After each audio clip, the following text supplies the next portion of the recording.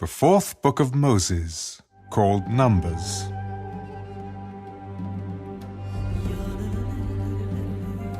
Now the Lord spoke to Moses in the wilderness of Sinai, in the tabernacle of meeting, on the first day of the second month in the second year, after they had come out of the land of Egypt. Take a census of all the congregation of the children of Israel, by their families, by their fathers' houses, according to the number of names, every male individually, from 20 years old and above, all who are able to go to war in Israel. You and Aaron shall number them by their armies. And with you there shall be a man from every tribe, each one the head of his father's house. These are the names of the men who shall stand with you. From Reuben, Elizur the son of Shedeur. From Simeon, Shelumiel the son of Zurishaddai. From Judah, Nahshon the son of Amminadab. From Issachar, Nethanel the son of Zuar. From Zebulun, Eliab the son of Helon. From the sons of Joseph, from Ephraim, Elishama the son of Ammiad. From Manasseh, Gamaliel the son of Pedazur. From Benjamin, Abidan the son of Gideoni. From Dan, Ahiezer the son of Ammishaddai. From Asher, Pagiel the son of Ochran. From Gad, Eliasaph the son of Dur.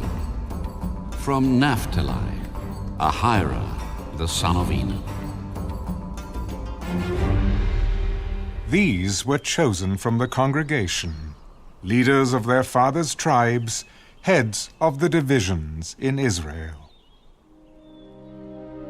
Then Moses and Aaron took these men who had been mentioned by name, and they assembled all the congregation together on the first day of the second month, and they recited their ancestry by families, by their fathers' houses, according to the number of names, from 20 years old and above, each one individually. As the Lord commanded Moses, so he numbered them in the wilderness of Sinai.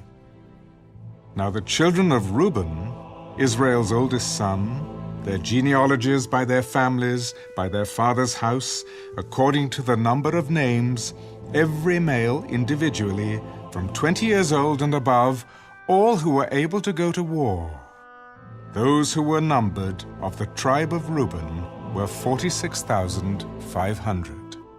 From the children of Simeon, their genealogies by their families, by their father's house, of those who were numbered, according to the number of names, every male individually, from 20 years old and above, all who were able to go to war. Those who were numbered of the tribe of Simeon were 59,300. From the children of Gad, their genealogies by their families, by their father's house, according to the number of names, from 20 years old and above, all who were able to go to war. Those who were numbered of the tribe of Gad were 45,650. From the children of Judah, their genealogies by their families, by their father's house, according to the number of names, from 20 years old and above, all who were able to go to war. Those who were numbered of the tribe of Judah were 74,600. From the children of Issachar, their genealogies by their families, by their father's house, according to the number of names, from 20 years old and above, all who were able to go to war. Those who were numbered of the tribe of Issachar were 54,400. From the children of Zebulun, their genealogies by their families, by their father's house, according to the number of names, from 20 years old and above, all who were able to go to war. Those who were numbered of the tribe of Zebulun were 57,400. From the sons of Joseph, the children of Ephraim, their genealogies by their families, by their father's house, according to the number of names, from 20 years old and above, all who were able to go to war. Those who were numbered of the tribe of Ephraim were 40,500. From the children of Manasseh, Their genealogies by their families, by their father's house, according to the number of names, from 20 years old and above, all who were able to go to war. Those who were numbered of the tribe of Manasseh were 32,200. From the children of Benjamin, their genealogies by their families, by their father's house, according to the number of names, from 20 years old and above, all who were able to go to war. Those who were numbered of the tribe of Benjamin were 35,400. From the children of Dan, their genealogies by their families, by their father's house, according to the number of names, from 20 years old and above, all who were able to go to war. Those who were numbered of the tribe of Dan were 62,700. From the children of Asher, their genealogies by their families, by their father's house, according to the number of names, from 20 years old and above, all who were able to go to war. Those who were numbered of the tribe of Asher were 41,500. From the children of Naphtali, their genealogies by their families, by their father's house, according to the number of names, from 20 years old and above, all who were able to go to war. Those who were numbered of the tribe of Naphtali were 53,400. These are the ones who were numbered, whom Moses and Aaron numbered, with the leaders of Israel, 12 men, each one representing his father's house. So all who were numbered of the children of Israel by their father's houses, from 20 years old and above, all who were able to go to war in Israel, all who were numbered were 603,550. But the Levites were not numbered among them by their father's tribe, for the Lord had spoken to Moses. Only the tribe of Levi you shall not number, nor take a census of them among the children of Israel. But you shall appoint the Levites over the tabernacle of the testimony, over all its furnishings, and over all things that belong to it. They shall carry the tabernacle and all its furnishings. They shall attend to it and camp around the tabernacle. And when the tabernacle is to go forward, the Levites shall take it down. And when the tabernacle is to be set up, the Levites shall set it up. The outsider who comes near shall be put to death. The children of Israel shall pitch their tents, everyone by his own camp, everyone by his own standard, according to their armies. But the Levites shall camp around the tabernacle of the testimony, that there may be no wrath on the congregation of the children of Israel. And the Levites shall keep charge of the tabernacle of the testimony. Thus the children of Israel did, according to all that the Lord commanded Moses, so they did.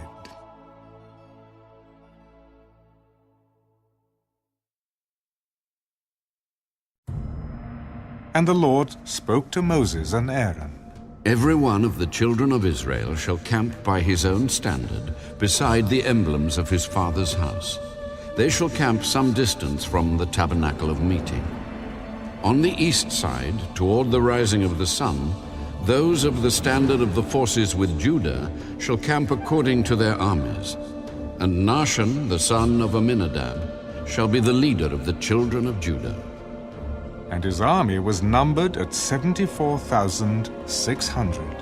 Those who camp next to him shall be the tribe of Issachar, and Nathanael, the son of Zuar, shall be the leader of the children of Issachar. And his army was numbered at 54,400. Then comes the tribe of Zebulun, and Eliab, the son of Helon, shall be the leader of the children of Zebulun. And his army was numbered at 57,400.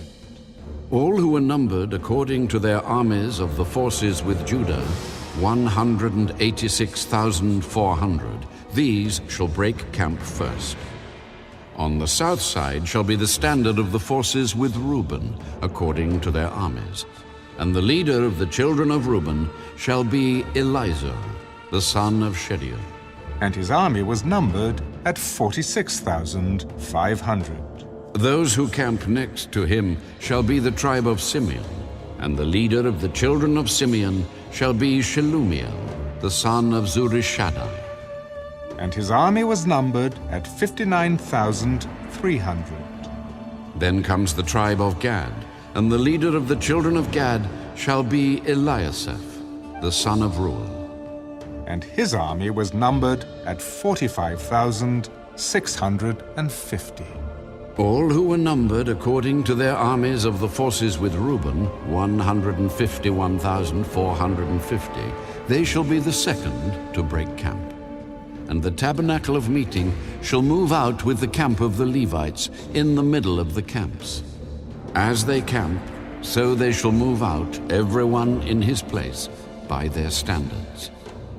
On the west side shall be the standard of the forces with Ephraim, according to their armies. And the leader of the children of Ephraim shall be Elishama, the son of Ammiad. And his army was numbered at 40,500.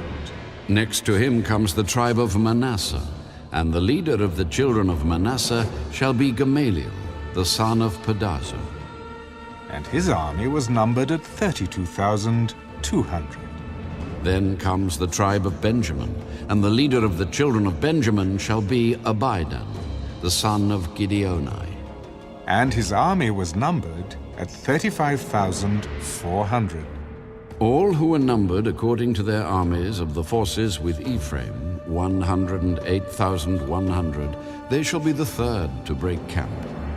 The standard of the forces with Dan shall be on the north side according to their armies. And the leader of the children of Dan shall be Ahiezer, the son of Ammishaddai. And his army was numbered at 62,700.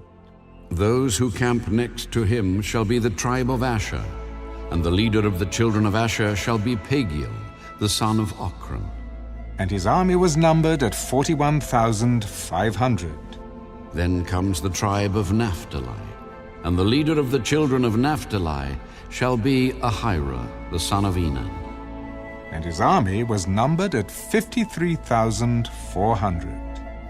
All who were numbered of the forces with Dan, 157,600, they shall break camp last with their standards. These are the ones who were numbered of the children of Israel by their fathers' houses. All who were numbered according to their armies of the forces were 603,550. But the Levites were not numbered among the children of Israel, just as the Lord commanded Moses. Thus the children of Israel did according to all that the Lord commanded Moses.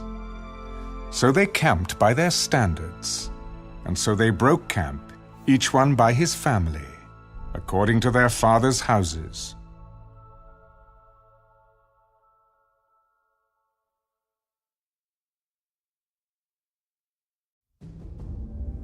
Now these are the records of Aaron and Moses, when the Lord spoke with Moses on Mount Sinai.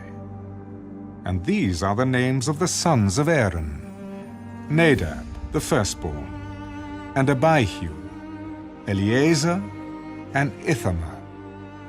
These are the names of the sons of Aaron, the anointed priests, whom he consecrated to minister as priests.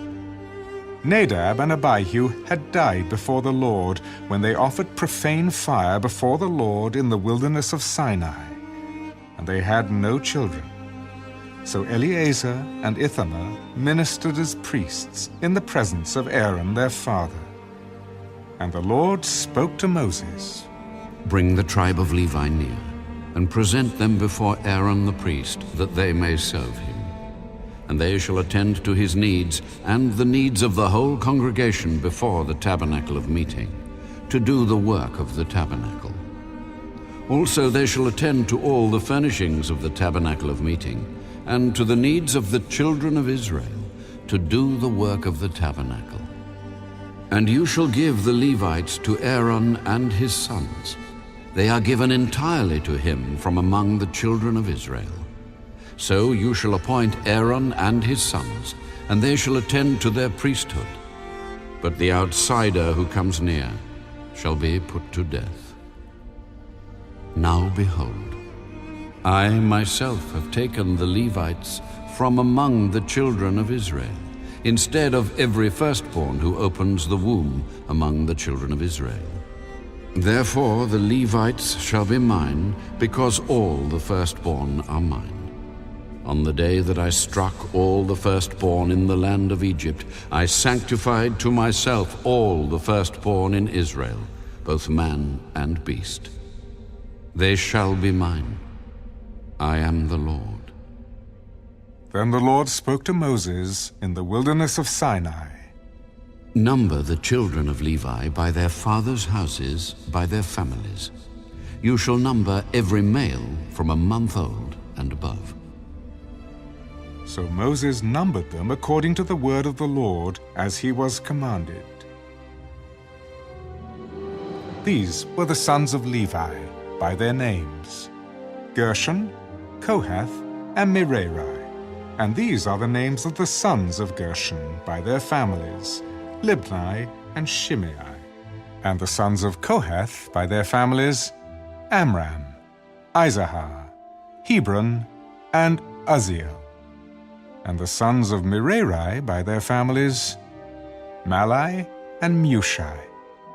These are the families of the Levites, by their fathers' houses. From Gershon came the family of the Libnites, and the family of the Shimeites. These were the families of the Gershonites. Those who were numbered, according to the number of all the males from a month old and above, of those who were numbered, there were 7,500.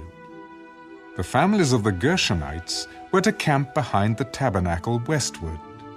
And the leader of the father's house of the Gershonites was Eliasaph, the son of Lael.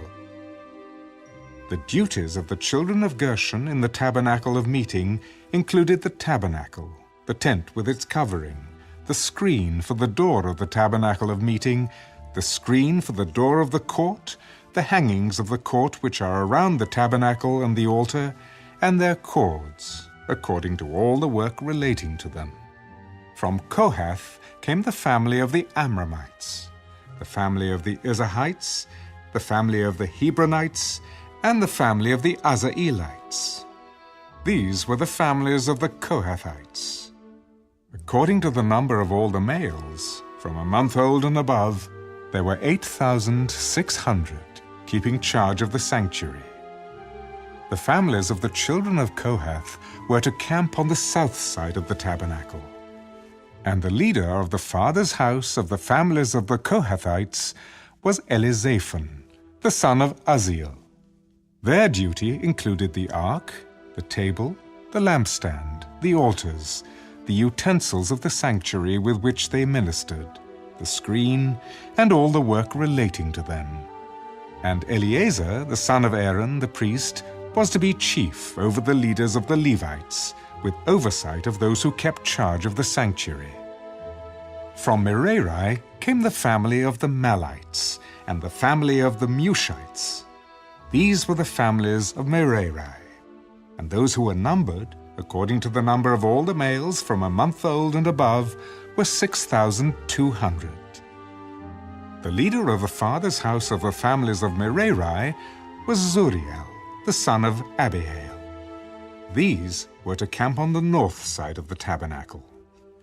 And the appointed duty of the children of Merari included the boards of the tabernacle, its bars, its pillars, its sockets, its utensils, all the work relating to them, and the pillars of the court all around with their sockets, their pegs, and their cords.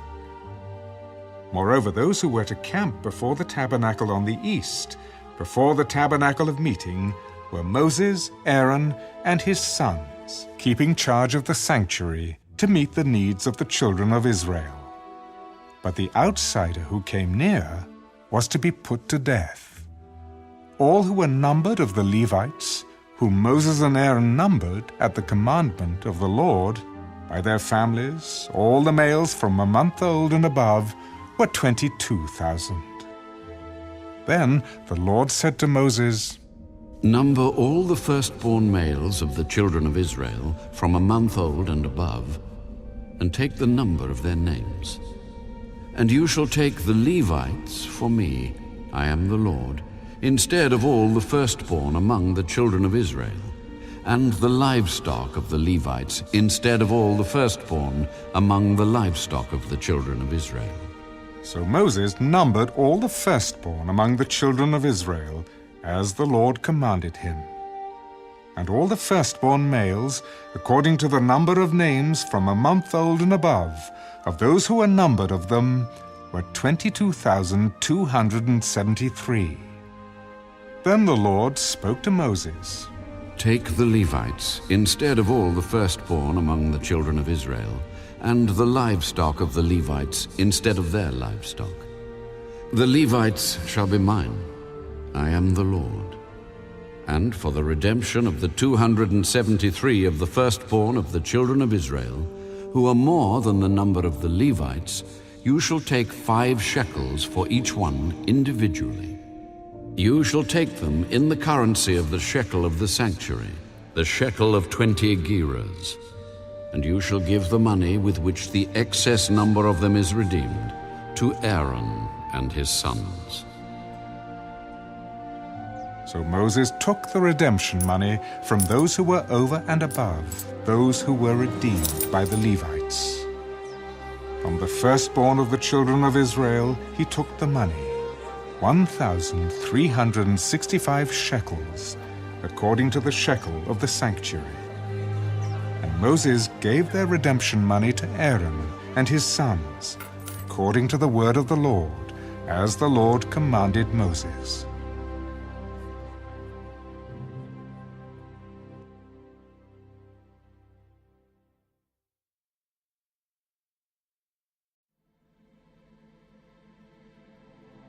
Then the Lord spoke to Moses and Aaron. Take a census of the sons of Kohath from among the children of Levi, by their families, by their father's house, from 30 years old and above, even to 50 years old, all who enter the service to do the work in the tabernacle of meeting. This is the service of the sons of Kohath in the tabernacle of meeting, relating to the most holy things. When the camp prepares to journey, Aaron and his sons shall come, and they shall take down the covering veil and cover the ark of the testimony with it. Then they shall put on it a covering of badger skins, and spread over that a cloth entirely of blue, and they shall insert its poles. On the table of showbread they shall spread a blue cloth, and put on it the dishes, the pans, the bowls, and the pitchers for pouring, and the showbread shall be on it. They shall spread over them a scarlet cloth, and cover the same with a covering of badger skins, and they shall insert its poles. And they shall take a blue cloth, and cover the lampstand of the light, with its lamps, its wick trimmers, its trays, and all its oil vessels with which they service it. Then they shall put it with all its utensils in a covering of badger skins, and put it on a carrying beam. Over the golden altar they shall spread a blue cloth, and cover it with a covering of badger skins, and they shall insert its poles. Then they shall take all the utensils of service with which they minister in the sanctuary, put them in a blue cloth, cover them with a covering of badger skins, and put them on a carrying beam. Also they shall take away the ashes from the altar, and spread a purple cloth over it. They shall put on it all its implements with which they minister there, the fire pans, the forks, the shovels, the basins, and all the utensils of the altar. And they shall spread on it a covering of badger skins, and insert its poles. And when Aaron and his sons have finished covering the sanctuary, and all the furnishings of the sanctuary, when the camp is set to go, then the sons of Kohath shall come to carry them. But they shall not touch any holy thing, lest they die. These are the things in the tabernacle of meeting which the sons of Kohath are to carry. The appointed duty of Eleazar, the son of Aaron the priest, is the oil for the light, the sweet incense, the daily grain offering, the anointing oil, the oversight of all the tabernacle, of all that is in it, with the sanctuary and its furnishings. Do not cut off the tribe of the families of the Kohathites from among the Levites, but do this in regard to them, that they may live and not die when they approach the most holy things. Aaron and his sons shall go in and appoint each of them to his service and his task. But they shall not go in to watch while the holy things are being covered, lest they die. Then the Lord spoke to Moses. Also take a census of the sons of Gershon, by their father's house, by their families. From 30 years old and above, even to 50 years old, you shall number them, all who enter to perform the service, to do the work in the tabernacle of meeting. This is the service of the families of the Gershonites, in serving and carrying. They shall carry the curtains of the tabernacle, and the tabernacle of meeting with its covering, the covering of badger skins that is on it, the screen for the door of the tabernacle of meeting, the screen for the door of the gate of the court, the hangings of the court which are around the tabernacle and altar, and their cords, all the furnishings for their service, and all that is made for these things, so shall they serve. Aaron and his sons shall assign all the service of the sons of the Gershonites, all their tasks and all their service. And you shall appoint to them all their tasks as their duty. This is the service of the families of the sons of Gershon in the tabernacle of meeting. And their duties shall be under the authority of Ithamar, the son of Aaron the priest. As for the sons of Merari, you shall number them by their families and by their father's house. From 30 years old and above, even to 50 years old, you shall number them, everyone who enters the service to do the work of the tabernacle of meeting. And this is what they must carry as all their service for the tabernacle of meeting: the boards of the tabernacle, its bars, its pillars, its sockets, and the pillars around the court with their sockets, pegs, and cords, with all their furnishings and all their service. And you shall assign to each man by name the items he must carry. This is the service of the families of the sons of Merari, as all their service for the tabernacle of meeting, under the authority of Ithamar, the son of Aaron, the priest.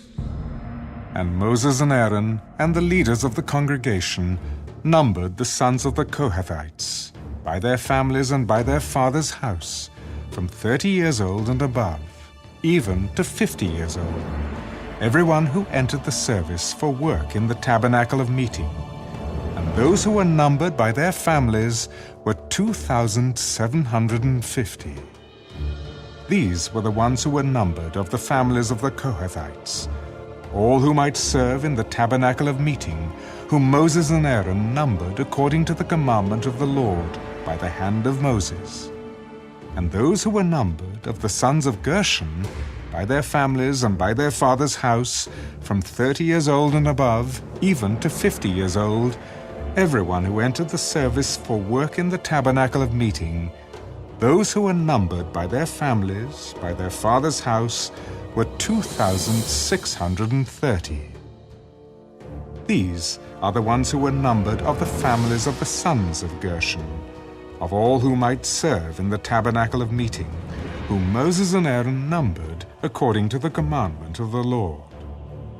Those are the families of the sons of Merari who were numbered by their families, by their father's house, from 30 years old and above, even to 50 years old, everyone who entered the service for work in the tabernacle of meeting. Those who were numbered by their families were 3,200. These are the ones who were numbered of the families of the sons of Merari, whom Moses and Aaron numbered according to the word of the Lord by the hand of Moses. All who were numbered of the Levites, whom Moses, Aaron, and the leaders of Israel numbered by their families and by their fathers' houses, from 30 years old and above, even to 50 years old, everyone who came to do the work of service and the work of bearing burdens in the tabernacle of meeting, those who were numbered were 8,580. According to the commandment of the Lord, they were numbered by the hand of Moses, each according to his service and according to his task. Thus were they numbered by him, as the Lord commanded Moses.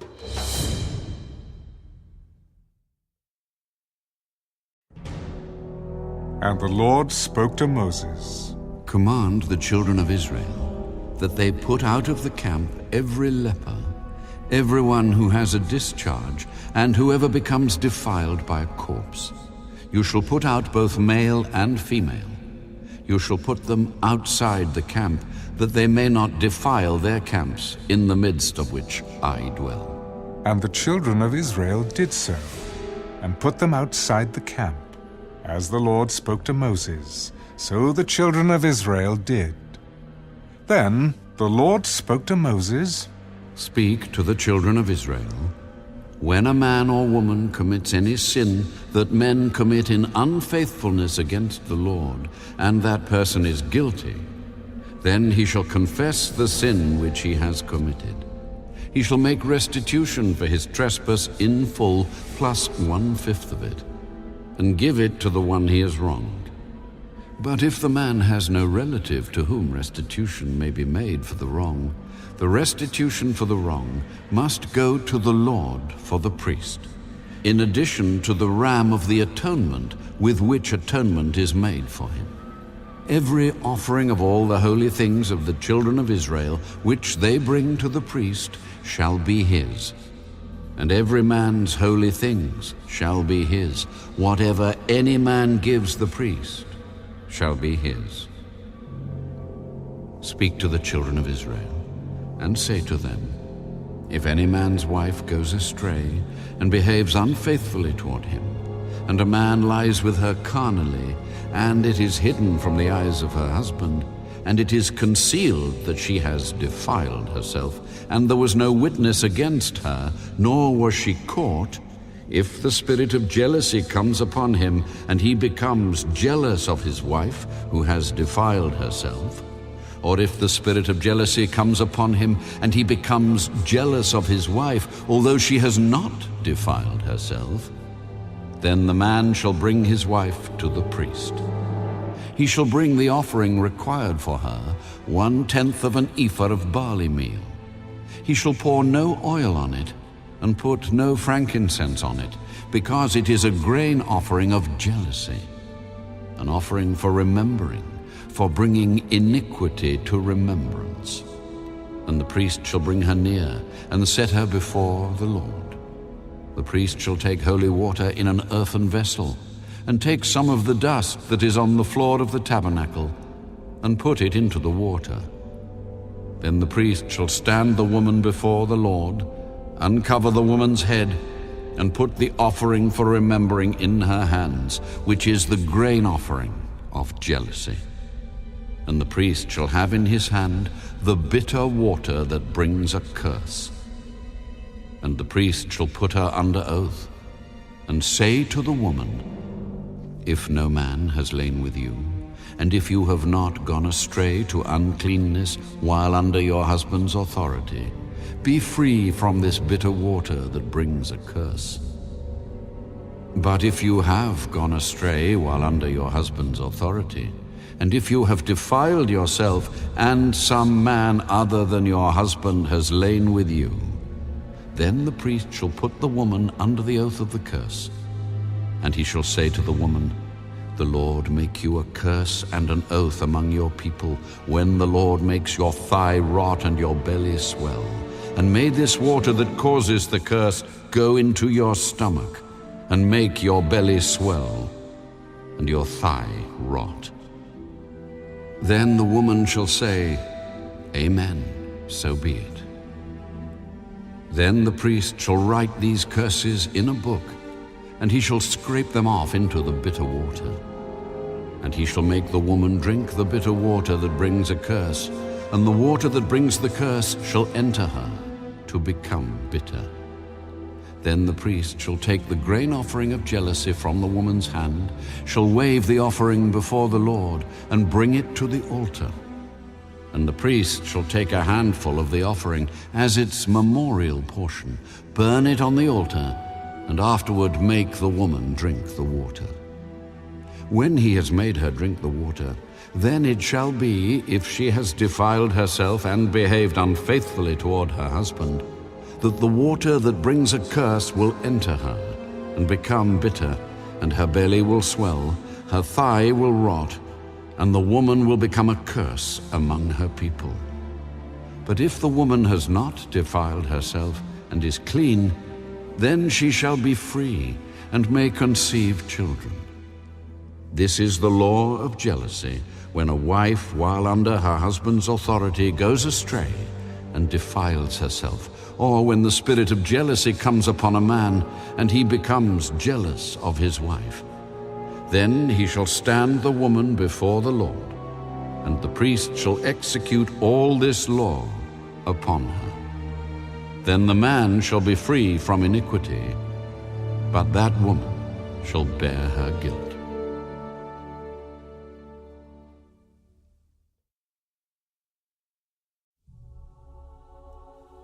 Then the Lord spoke to Moses. Speak to the children of Israel, and say to them, when either a man or woman consecrates an offering to take the vow of a Nazirite, to separate himself to the Lord, he shall separate himself from wine and similar drink. He shall drink neither vinegar made from wine, nor vinegar made from similar drink. Neither shall he drink any grape juice, nor eat fresh grapes or raisins. All the days of his separation he shall eat nothing that is produced by the grapevine, from seed to skin. All the days of the vow of his separation no razor shall come upon his head, until the days are fulfilled for which he separated himself to the Lord. He shall be holy. Then he shall let the locks of the hair of his head grow. All the days that he separates himself to the Lord, he shall not go near a dead body. He shall not make himself unclean, even for his father or his mother, for his brother or his sister when they die, because his separation to God is on his head. All the days of his separation he shall be holy to the Lord. And if anyone dies very suddenly beside him, and he defiles his consecrated head, then he shall shave his head on the day of his cleansing. On the 7th day he shall shave it. Then on the 8th day he shall bring 2 turtle doves or 2 young pigeons to the priest to the door of the tabernacle of meeting. And the priest shall offer one as a sin offering and the other as a burnt offering, and make atonement for him, because he sinned in regard to the corpse. And he shall sanctify his head that same day. He shall consecrate to the Lord the days of his separation, and bring a male lamb in its first year as a trespass offering. But the former days shall be lost, because his separation was defiled. Now this is the law of the Nazirite. When the days of his separation are fulfilled, he shall be brought to the door of the tabernacle of meeting. And he shall present his offering to the Lord, 1 male lamb in its first year, without blemish, as a burnt offering, 1 ewe lamb in its first year, without blemish, as a sin offering, 1 ram without blemish, as a peace offering, a basket of unleavened bread, cakes of fine flour mixed with oil, unleavened wafers anointed with oil, and their grain offering with their drink offerings. Then the priest shall bring them before the Lord, and offer his sin offering and his burnt offering. And he shall offer the ram as a sacrifice of a peace offering to the Lord, with the basket of unleavened bread. The priest shall also offer its grain offering and its drink offering. Then the Nazirite shall shave his consecrated head at the door of the tabernacle of meeting, and shall take the hair from his consecrated head, and put it on the fire which is under the sacrifice of the peace offering. And the priest shall take the boiled shoulder of the ram, 1 unleavened cake from the basket, and 1 unleavened wafer, and put them upon the hands of the Nazirite after he has shaved his consecrated hair. And the priest shall wave them as a wave offering before the Lord. They are holy for the priest, together with the breast of the wave offering and the thigh of the heave offering. After that, the Nazirite may drink wine. This is the law of the Nazirite, who vows to the Lord the offering for his separation, and besides that, whatever else his hand is able to provide. According to the vow which he takes, so he must do, according to the law of his separation. And the Lord spoke to Moses. Speak to Aaron and his sons, saying, This is the way you shall bless the children of Israel. Say to them, The Lord bless you and keep you. The Lord make his face shine upon you and be gracious to you. The Lord lift up his countenance upon you and give you peace. So they shall put my name on the children of Israel, and I will bless them.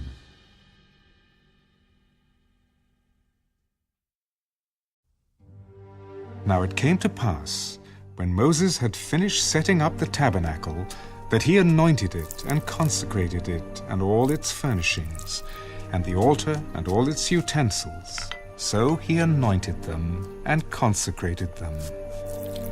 Then the leaders of Israel, the heads of their fathers' houses, who were the leaders of the tribes, and over those who were numbered, made an offering. And they brought their offering before the Lord, 6 covered carts and 12 oxen, a cart for every 2 of the leaders, and for each one an ox. And they presented them before the tabernacle.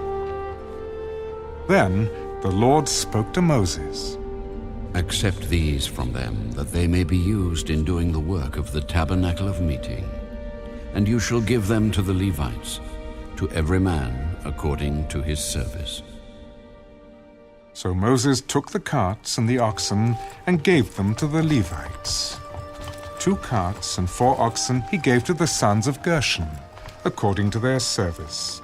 And 4 carts and 8 oxen he gave to the sons of Merari, according to their service, under the authority of Ithamar, the son of Aaron, the priest.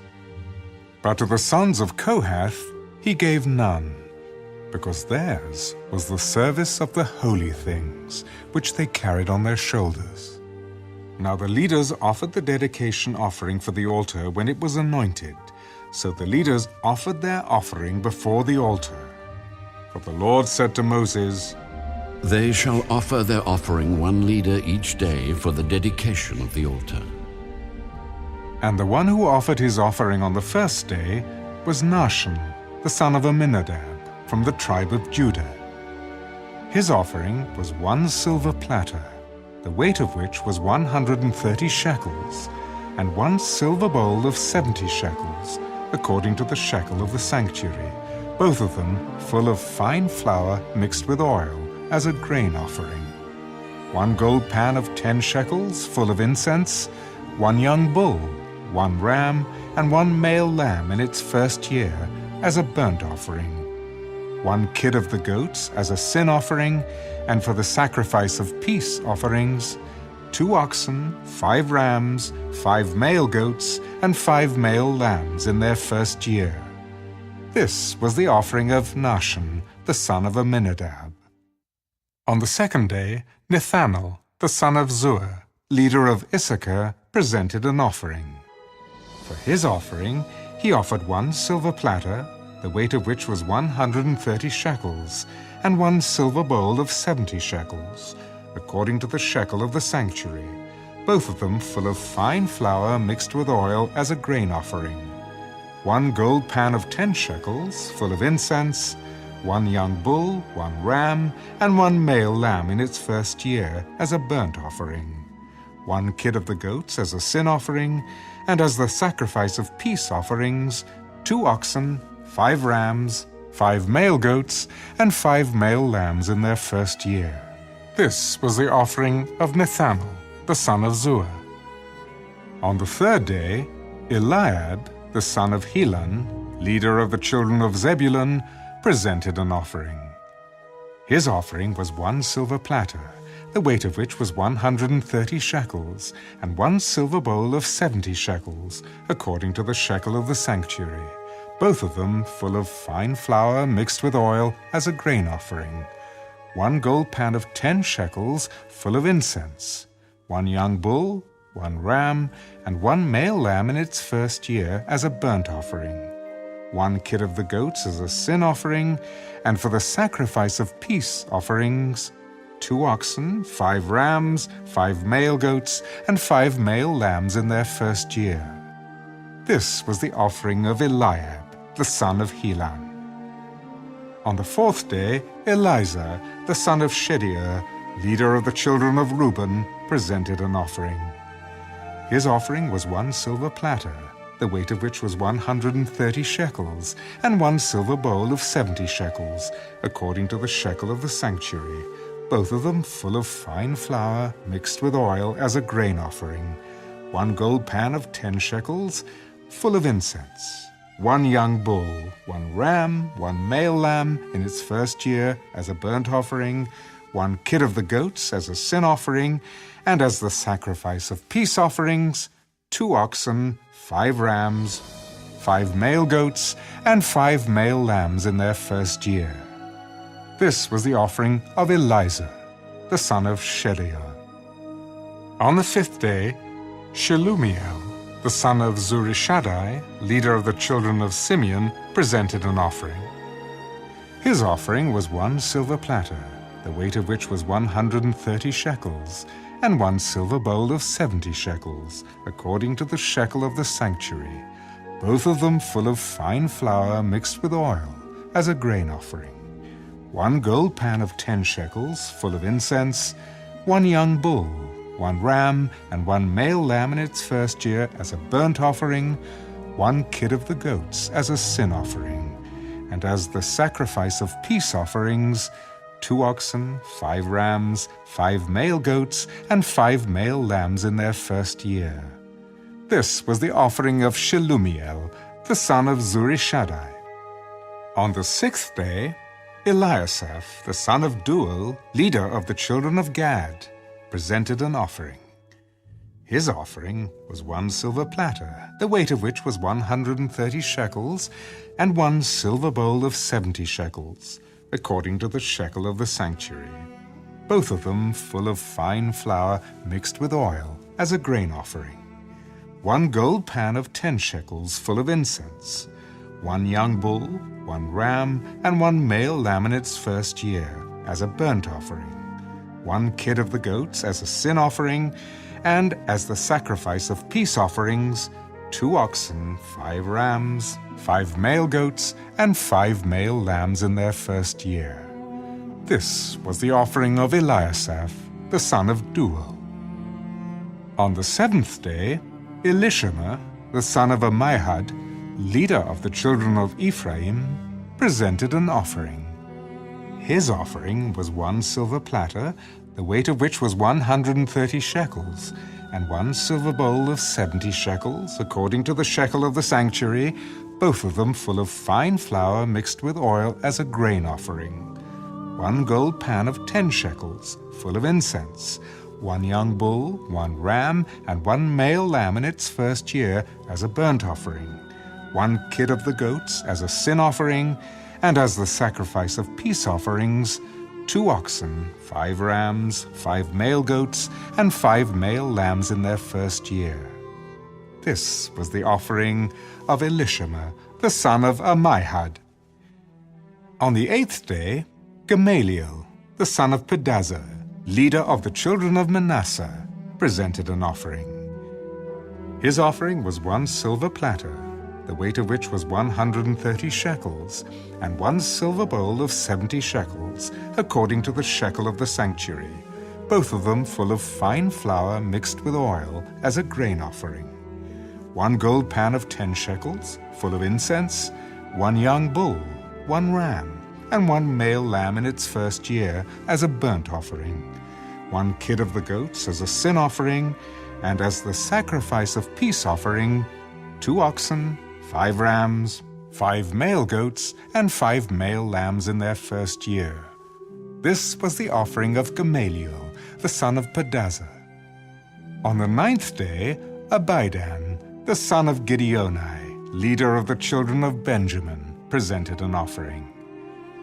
His offering was 1 silver platter, the weight of which was 130 shekels, and 1 silver bowl of 70 shekels, according to the shekel of the sanctuary, both of them full of fine flour mixed with oil, as a grain offering, 1 gold pan of 10 shekels, full of incense, 1 young bull, 1 ram, and 1 male lamb in its first year as a burnt offering, 1 kid of the goats as a sin offering, and as the sacrifice of peace offerings, 2 oxen, 5 rams, 5 male goats, and 5 male lambs in their first year. This was the offering of Abidan, the son of Gideoni. On the 10th day, Ahiezer, the son of Ammishaddai, leader of the children of Dan, presented an offering.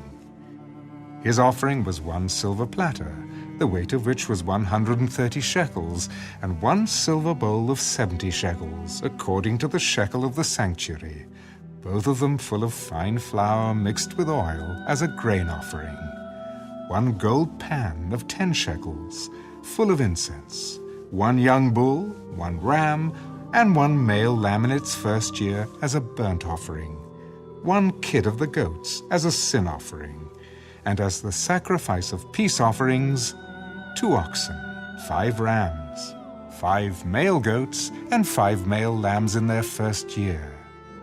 This was the offering of Ahiezer, the son of Ammishaddai. On the 11th day, Pagiel, the son of Akran, leader of the children of Asher, presented an offering. His offering was 1 silver platter, the weight of which was 130 shekels, and 1 silver bowl of 70 shekels, according to the shekel of the sanctuary, both of them full of fine flour mixed with oil as a grain offering, 1 gold pan of 10 shekels, full of incense, 1 young bull, 1 ram, and 1 male lamb in its first year as a burnt offering, 1 kid of the goats as a sin offering, and as the sacrifice of peace offerings, 2 oxen, 5 rams, 5 male goats, and 5 male lambs in their first year. This was the offering of Pagiel, the son of Akran. On the 12th day, Ahira, the son of Enan, leader of the children of Naphtali, presented an offering. His offering was 1 silver platter, the weight of which was 130 shekels, and 1 silver bowl of 70 shekels, according to the shekel of the sanctuary, both of them full of fine flour mixed with oil, as a grain offering, 1 gold pan of 10 shekels, full of incense, 1 young bull, 1 ram, and 1 male lamb in its first year as a burnt offering, 1 kid of the goats as a sin offering, and as the sacrifice of peace offerings, 2 oxen, 5 rams, 5 male goats, and 5 male lambs in their first year. This was the offering of Ahira, the son of Enan. This was the dedication offering for the altar from the leaders of Israel when it was anointed: 12 silver platters, 12 silver bowls, and 12 gold pans. Each silver platter weighed 130 shekels, and each bowl 70 shekels. All the silver of the vessels weighed 2,400 shekels, according to the shekel of the sanctuary. The 12 gold pans full of incense weighed 10 shekels apiece, according to the shekel of the sanctuary. All the gold of the pans weighed 120 shekels. All the oxen for the burnt offering were 12 young bulls, the rams 12, the male lambs in their first year 12, with their grain offering, and the kids of the goats as a sin offering 12. And all the oxen for the sacrifice of peace offerings were 24 bulls, the rams 60, the male goats 60, and the lambs in their first year 60. This was the dedication offering for the altar after it was anointed. Now, when Moses went into the tabernacle of meeting to speak with him, he heard the voice of one speaking to him from above the mercy seat that was on the ark of the testimony, from between the two cherubim. Thus he spoke to him.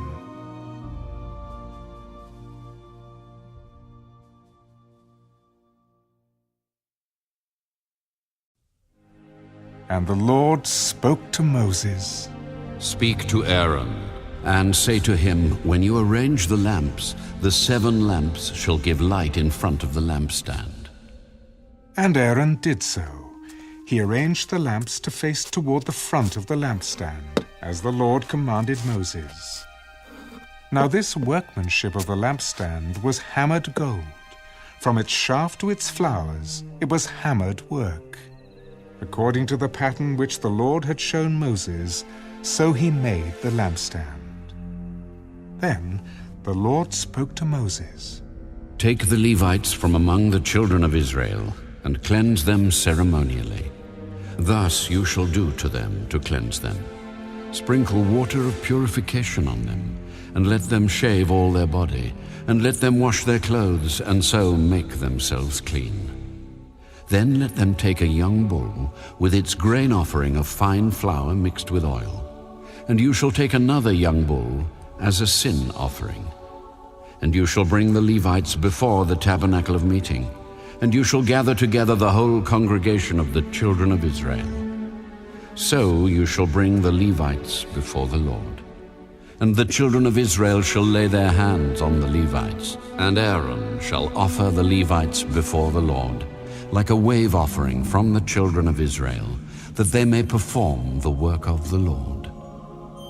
Then the Levites shall lay their hands on the heads of the young bulls, and you shall offer one as a sin offering and the other as a burnt offering to the Lord, to make atonement for the Levites.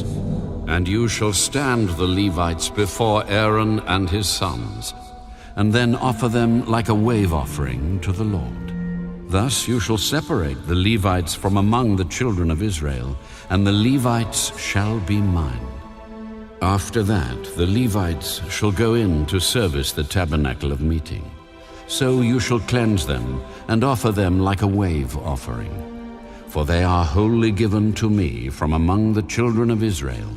I have taken them for myself, instead of all who open the womb, the firstborn of all the children of Israel. For all the firstborn among the children of Israel are mine, both man and beast.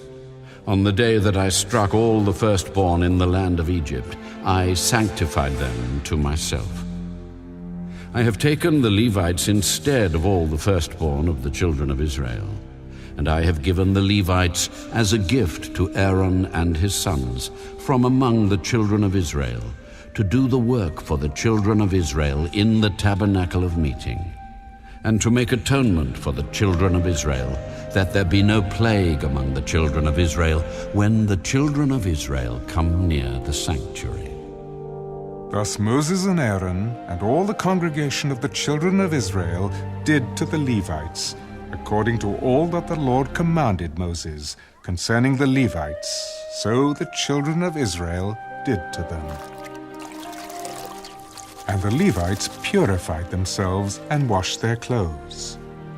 Then Aaron presented them, like a wave offering before the Lord, and Aaron made atonement for them to cleanse them.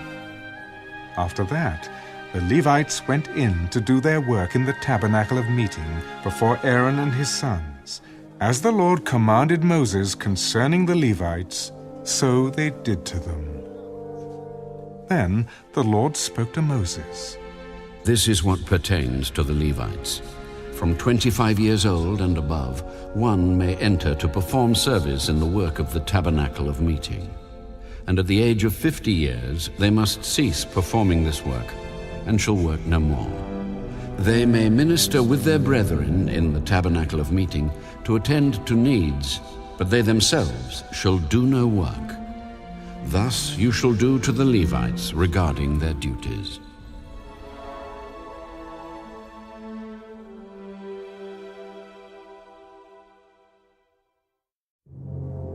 Now the Lord spoke to Moses in the wilderness of Sinai, in the first month of the second year after they had come out of the land of Egypt, saying, Let the children of Israel keep the Passover at its appointed time.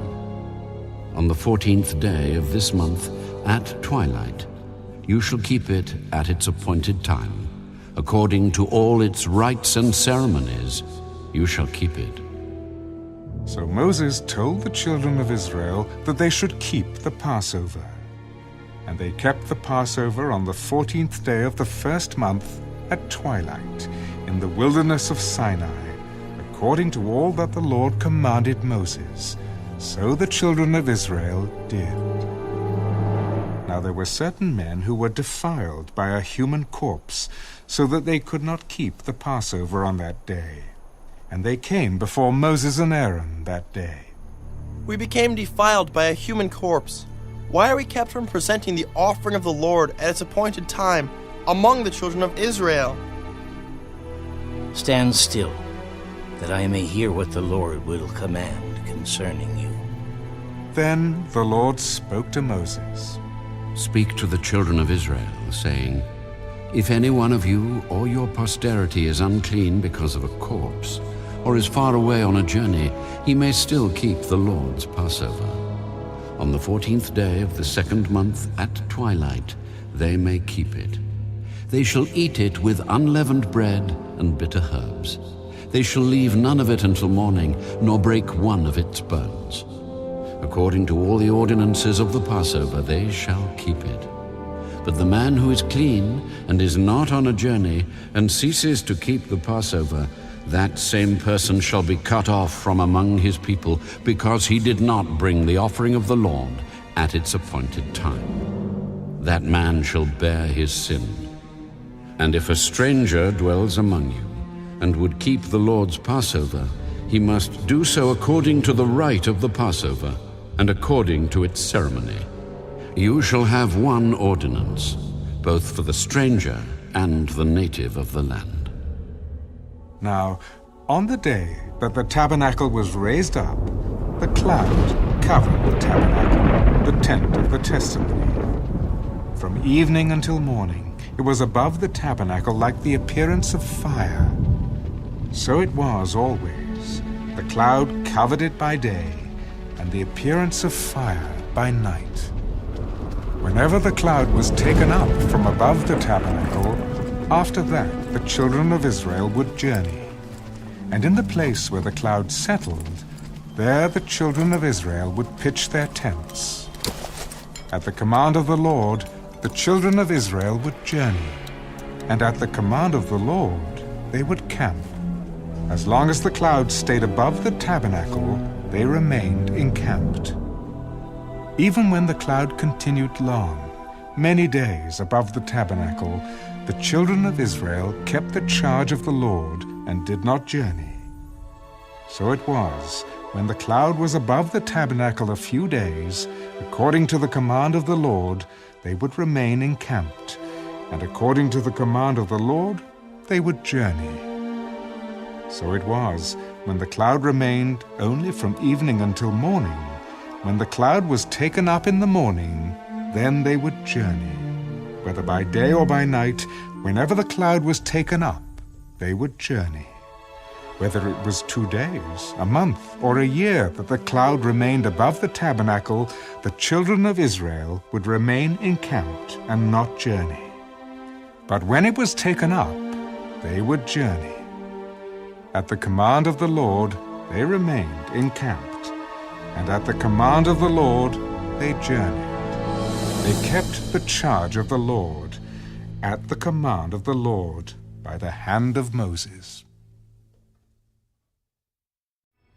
And the Lord spoke to Moses. Make 2 silver trumpets for yourself. You shall make them of hammered work. You shall use them for calling the congregation and for directing the movement of the camps. When they blow both of them, all the congregation shall gather before you at the door of the tabernacle of meeting. But if they blow only one, then the leaders, the heads of the divisions of Israel, shall gather to you. When you sound the advance, the camps that lie on the east side shall then begin their journey. When you sound the advance the second time, then the camps that lie on the south side shall begin their journey. They shall sound the call for them to begin their journeys. And when the assembly is to be gathered together, you shall blow, but not sound the advance. The sons of Aaron, the priests, shall blow the trumpets, and these shall be to you as an ordinance forever throughout your generations. When you go to war in your land against the enemy who oppresses you, then you shall sound an alarm with the trumpets, and you will be remembered before the Lord your God, and you will be saved from your enemies. Also, in the day of your gladness, in your appointed feasts, and at the beginning of your months, you shall blow the trumpets over your burnt offerings and over the sacrifices of your peace offerings.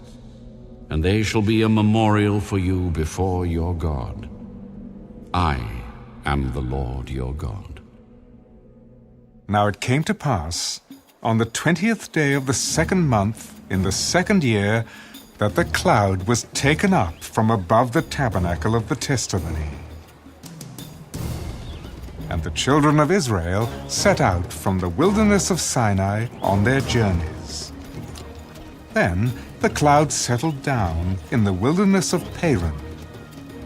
So they started out for the first time, according to the command of the Lord by the hand of Moses. The standard of the camp of the children of Judah set out first, according to their armies. Over their army was Nahshon, the son of Amminadab. Over the army of the tribe of the children of Issachar was Nethanel, the son of Zuar. And over the army of the tribe of the children of Zebulun was Eliab, the son of Helon. Then the tabernacle was taken down, and the sons of Gershon and the sons of Merari set out, carrying the tabernacle.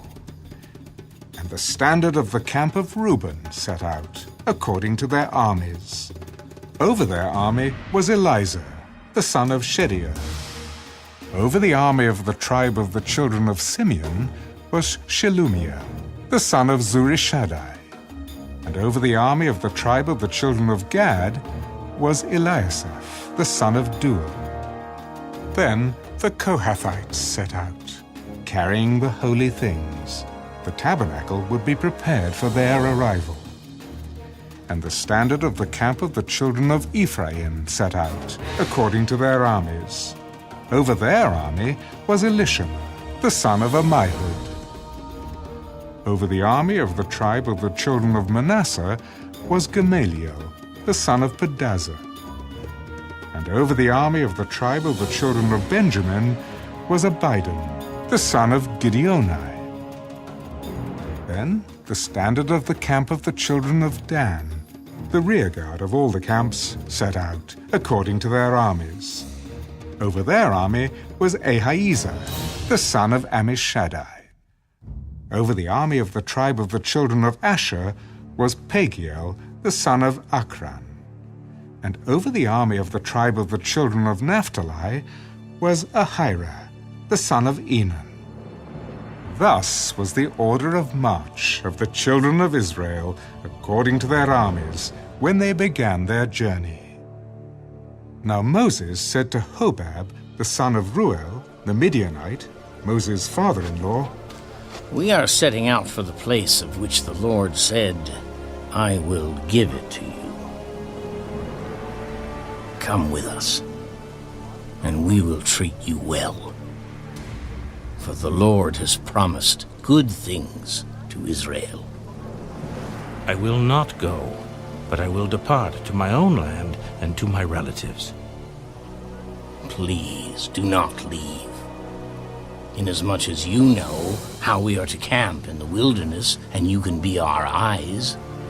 And it shall be, if you go with us, indeed it shall be, that whatever good the Lord will do to us, the same we will do to you. So they departed from the mountain of the Lord on a journey of 3 days. And the ark of the covenant of the Lord went before them for the 3 days' journey, to search out a resting place for them. And the cloud of the Lord was above them by day, when they went out from the camp. So it was, whenever the ark set out, that Moses said, Rise up, O Lord. Let your enemies be scattered, and let those who hate you flee before you. And when it rested, he said, Return, O Lord, to the many thousands of Israel.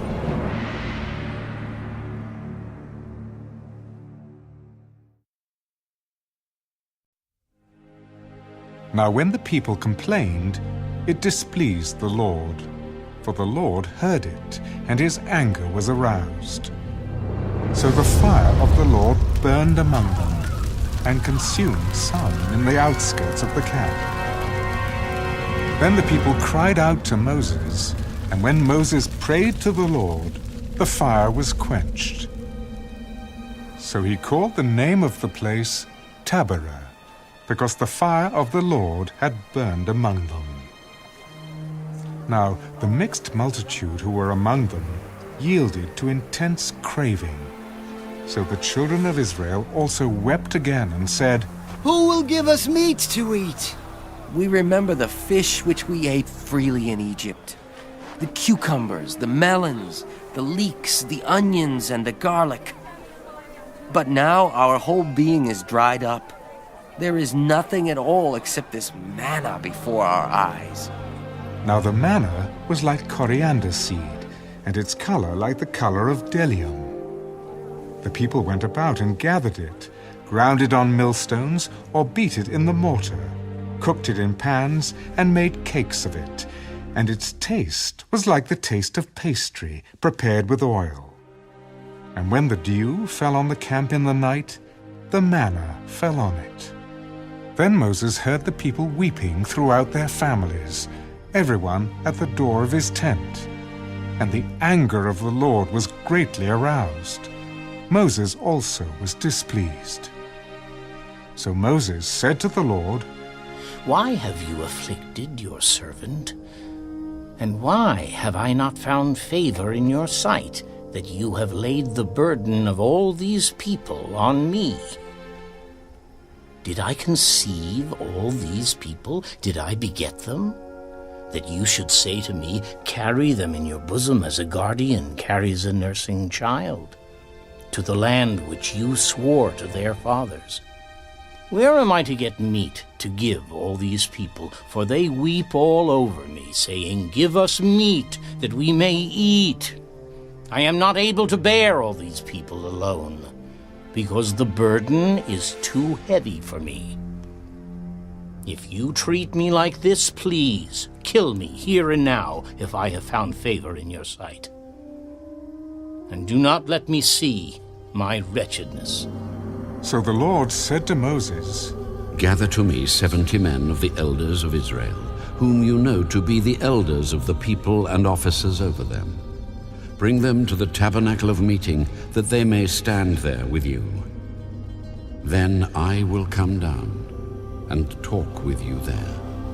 I will take of the Spirit that is upon you, and will put the same upon them, and they shall bear the burden of the people with you, that you may not bear it yourself alone. Then you shall say to the people, Consecrate yourselves for tomorrow, and you shall eat meat. For you have wept in the hearing of the Lord, saying, Who will give us meat to eat? For it was well with us in Egypt. Therefore the Lord will give you meat, and you shall eat. You shall eat, not 1 day, nor 2 days, nor 5 days, nor 10 days, nor 20 days, but for a whole month, until it comes out of your nostrils and becomes loathsome to you, because you have despised the Lord who is among you, and have wept before him, saying, Why did we ever come up out of Egypt? The people who I am among are 600,000 men on foot. Yet you have said, I will give them meat that they may eat for a whole month. Shall flocks and herds be slaughtered for them, to provide enough for them? Or shall all the fish of the sea be gathered together for them, to provide enough for them? Has the Lord's arm been shortened? Now you shall see whether what I say will happen to you or not. So Moses went out and told the people the words of the Lord. And he gathered the 70 men of the elders of the people and placed them around the tabernacle.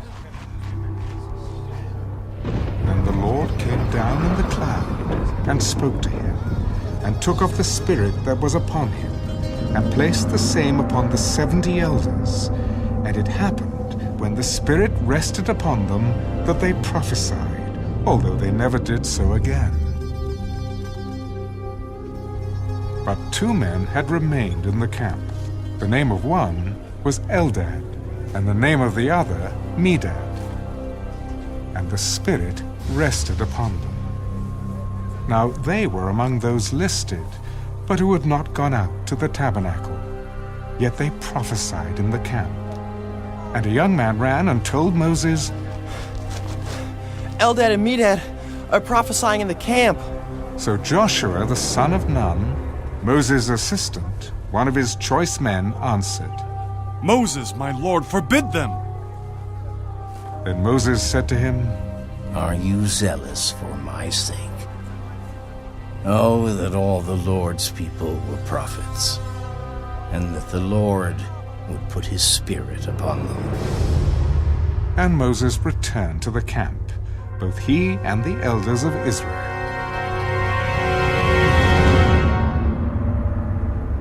Now a wind went out from the Lord, and it brought quail from the sea, and left them fluttering near the camp, about a day's journey on this side, and about a day's journey on the other side, all around the camp, and about 2 cubits above the surface of the ground.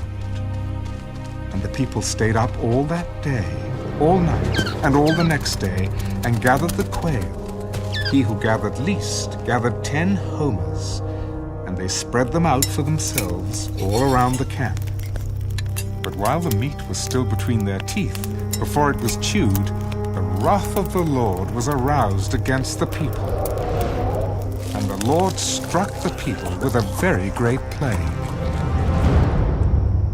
So he called the name of that place Kibroth-Hattaavah, because there they buried the people who had yielded to craving. From Kibroth-Hattaavah, the people moved to Hazeroth and camped at Hazeroth.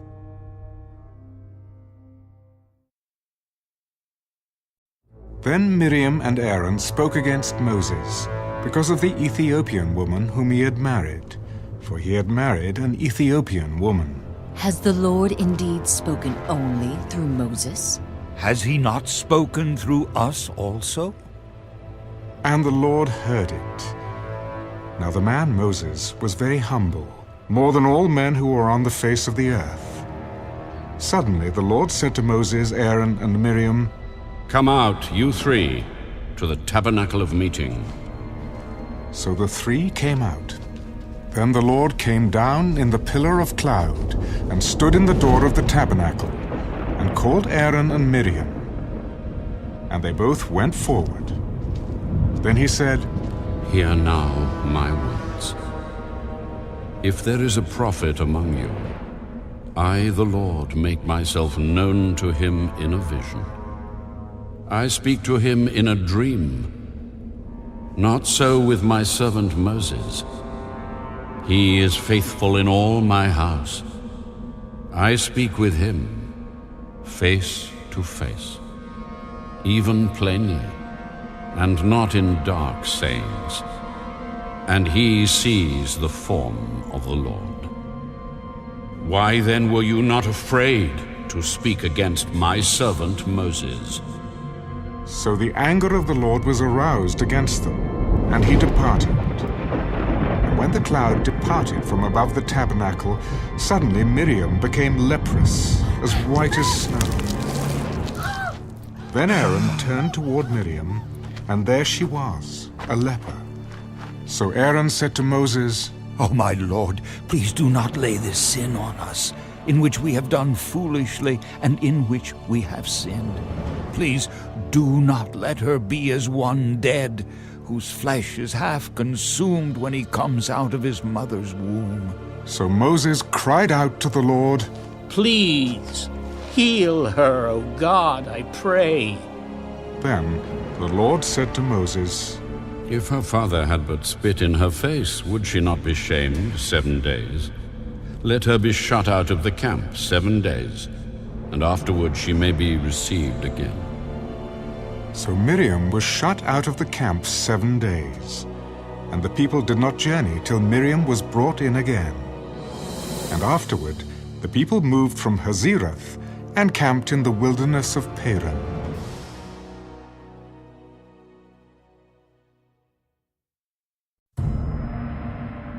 And the Lord spoke to Moses, Send men to spy out the land of Canaan, which I am giving to the children of Israel. From each tribe of their fathers you shall send a man, every one a leader among them. So Moses sent them from the wilderness of Paran according to the command of the Lord, all of them men who were heads of the children of Israel. Now these were their names. From the tribe of Reuben, Shammua, the son of Zakur. From the tribe of Simeon, Shaphat, the son of Hori. From the tribe of Judah, Caleb, the son of Jephunneh.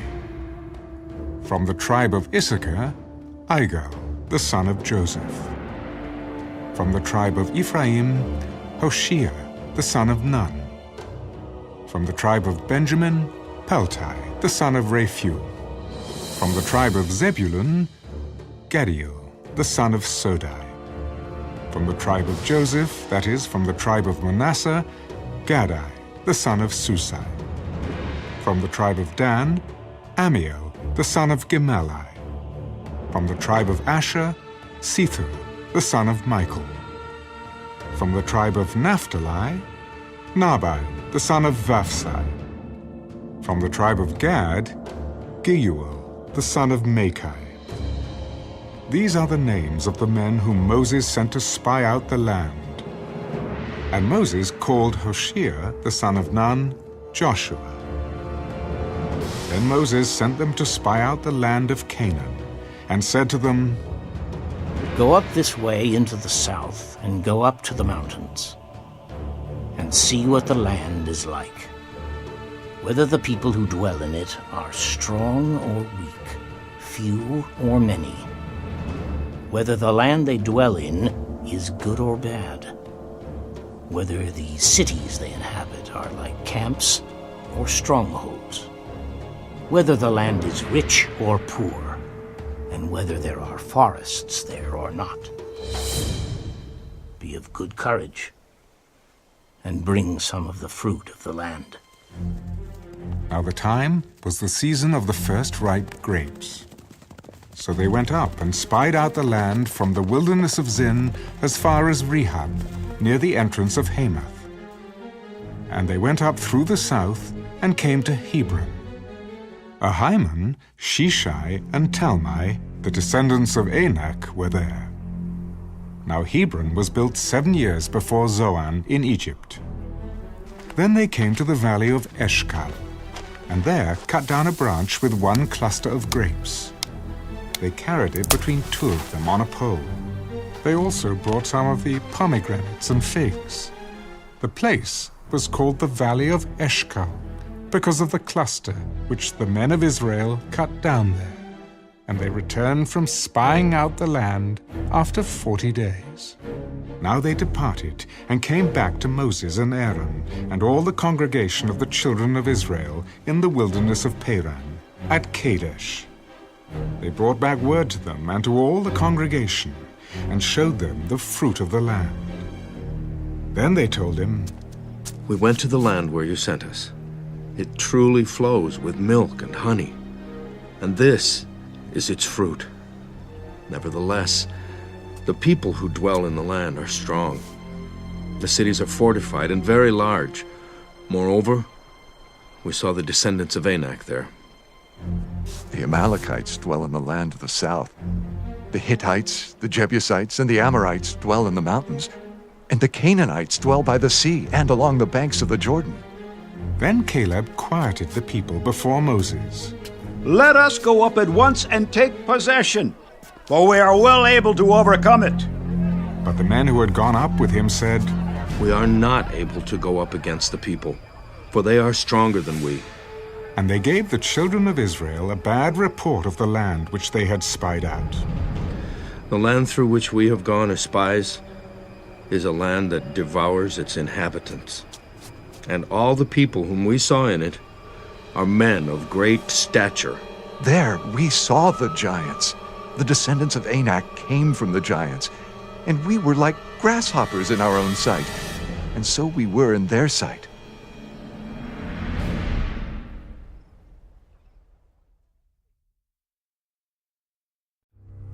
So all the congregation lifted up their voices and cried, and the people wept that night. And all the children of Israel complained against Moses and Aaron, and the whole congregation said to them, If only we had died in the land of Egypt. Or if only we had died in this wilderness. Why has the Lord brought us to this land? To fall by the sword? That our wives and children should become victims? Would it not be better for us to return to Egypt? So they said to one another, Let us select a leader and return to Egypt. Then Moses and Aaron fell on their faces before all the assembly of the congregation of the children of Israel. But Joshua the son of Nun, and Caleb the son of Jephunneh, who were among those who had spied out the land, tore their clothes, and they spoke to all the congregation of the children of Israel. The land we passed through to spy out is an exceedingly good land.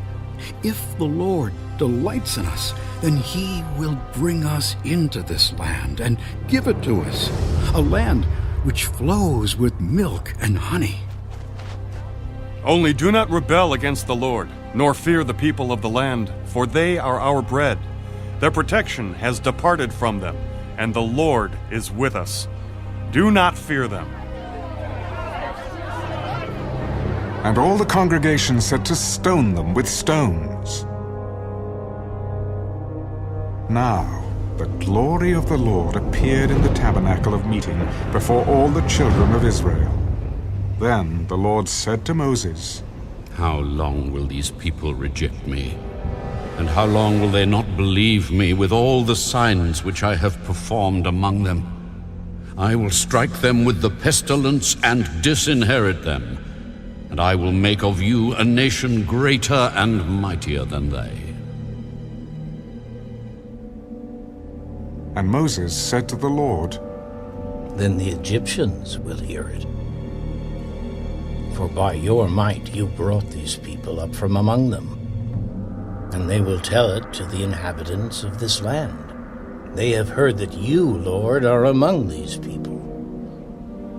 That you, Lord, are seen face to face, and your cloud stands above them. And you go before them in a pillar of cloud by day, and in a pillar of fire by night.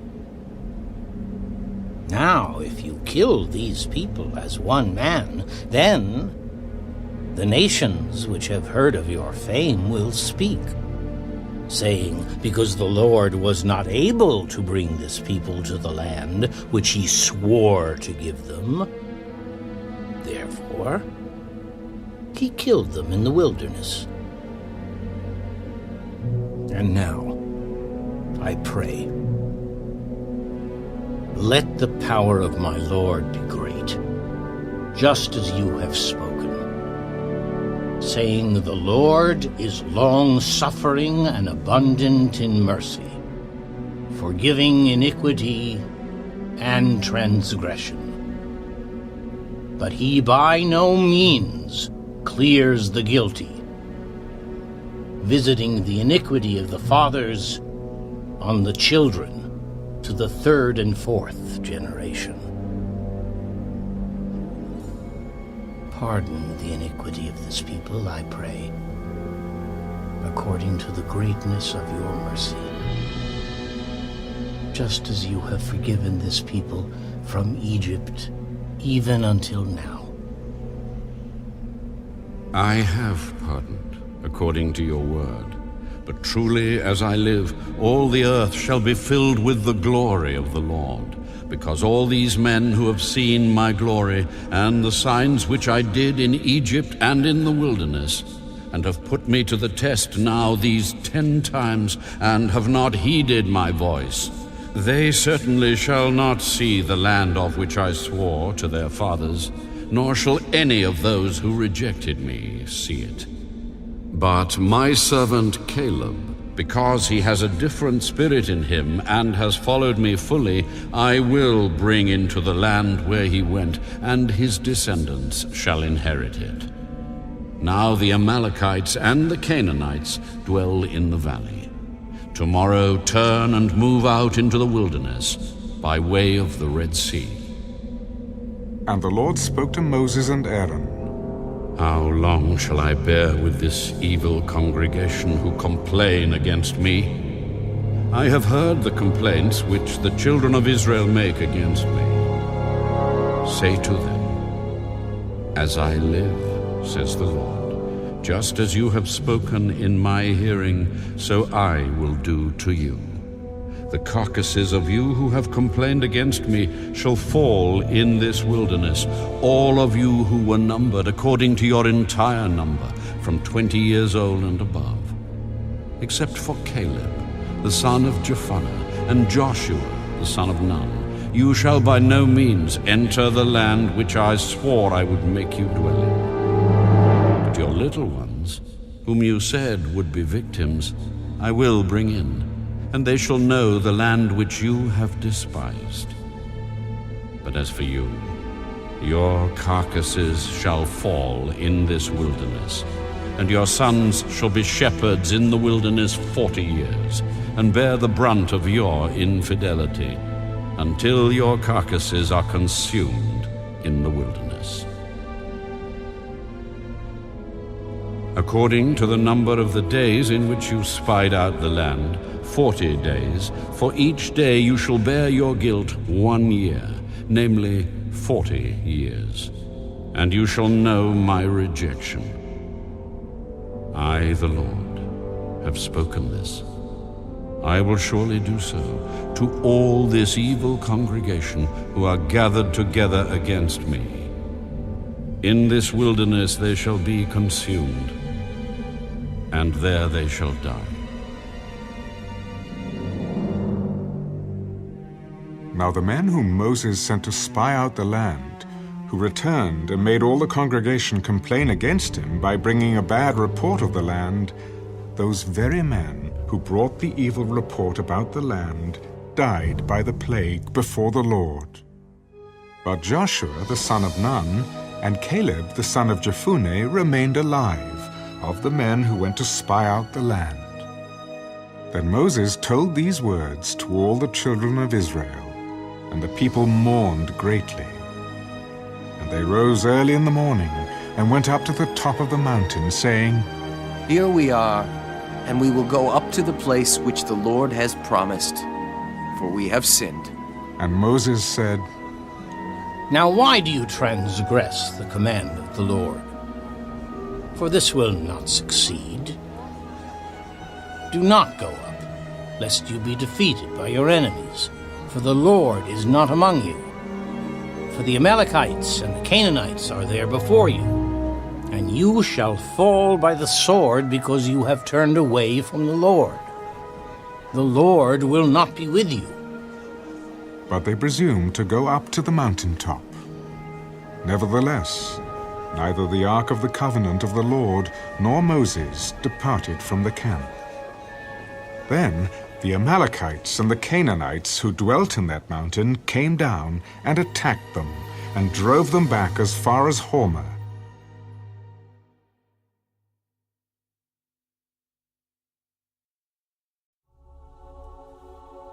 And the Lord spoke to Moses. Speak to the children of Israel and say to them, When you have come into the land you are to inhabit, which I am giving to you, and you make an offering by fire to the Lord, a burnt offering or a sacrifice, to fulfill a vow, or as a free will offering, or in your appointed feasts, to make a sweet aroma to the Lord from the herd or the flock, then he who presents his offering to the Lord shall bring a grain offering of 1/10 of an ephah of fine flour, mixed with 1/4 of a hin of oil. And 1/4 of a hin of wine, as a drink offering, you shall prepare with the burnt offering, or the sacrifice, for each lamb. Or for a ram you shall prepare, as a grain offering, 2/10 of an ephah of fine flour, mixed with 1/3 of a hin of oil. And as a drink offering you shall offer 1/3 of a hin of wine, as a sweet aroma to the Lord. And when you prepare a young bull as a burnt offering, or as a sacrifice to fulfill a vow, or as a peace offering to the Lord, then shall be offered with the young bull a grain offering of 3/10 of an ephah of fine flour, mixed with 1/2 a hin of oil. And you shall bring as the drink offering 1/2 a hin of wine, as an offering made by fire, a sweet aroma to the Lord. Thus it shall be done for each young bull, for each ram, or for each lamb or young goat. According to the number that you prepare, so you shall do with everyone according to their number. All who are native-born shall do these things in this manner, in presenting an offering made by fire, a sweet aroma to the Lord. And if a stranger dwells with you, or whoever is among you throughout your generations, and would present an offering made by fire, a sweet aroma to the Lord, just as you do, so shall he do. One ordinance shall be for you of the assembly and for the stranger who dwells with you, an ordinance forever throughout your generations. As you are, so shall the stranger be before the Lord. One law and one custom shall be for you and for the stranger who dwells with you. Again, the Lord spoke to Moses. Speak to the children of Israel, and say to them, when you come into the land to which I bring you, then it will be, when you eat of the bread of the land, that you shall offer up a heave offering to the Lord. You shall offer up a cake of the first of your ground meal as a heave offering. As a heave offering of the threshing floor, so shall you offer it up. Of the first of your ground meal you shall give to the Lord a heave offering throughout your generations. If you sin unintentionally, and do not observe all these commandments which the Lord has spoken to Moses, all that the Lord has commanded you by the hand of Moses from the day the Lord gave commandment and onward throughout your generations, then it will be, if it is unintentionally committed without the knowledge of the congregation, that the whole congregation shall offer one young bull as a burnt offering, as a sweet aroma to the Lord, with its grain offering and its drink offering, according to the ordinance, and one kid of the goats, as a sin offering.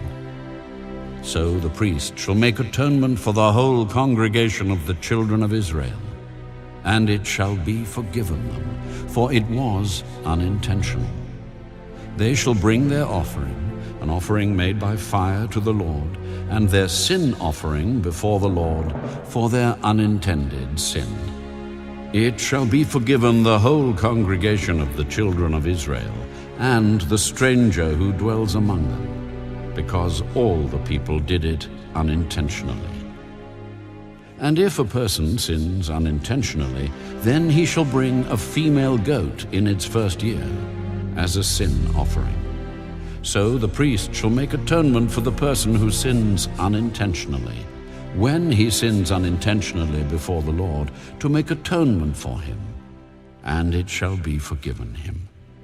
You shall have one law for him who sins unintentionally, for him who is native-born among the children of Israel, and for the stranger who dwells among them. But the person who does anything presumptuously, whether he is native-born or a stranger, that one brings reproach on the Lord, and he shall be cut off from among his people. Because he has despised the word of the Lord, and has broken his commandment, that person shall be completely cut off. His guilt shall be upon him. Now while the children of Israel were in the wilderness, they found a man gathering sticks on the Sabbath day. And those who found him gathering sticks brought him to Moses and Aaron and to all the congregation. They put him under guard, because it had not been explained what should be done to him. Then the Lord said to Moses, The man must surely be put to death. All the congregation shall stone him with stones outside the camp. So as the Lord commanded Moses, all the congregation brought him outside the camp and stoned him with stones.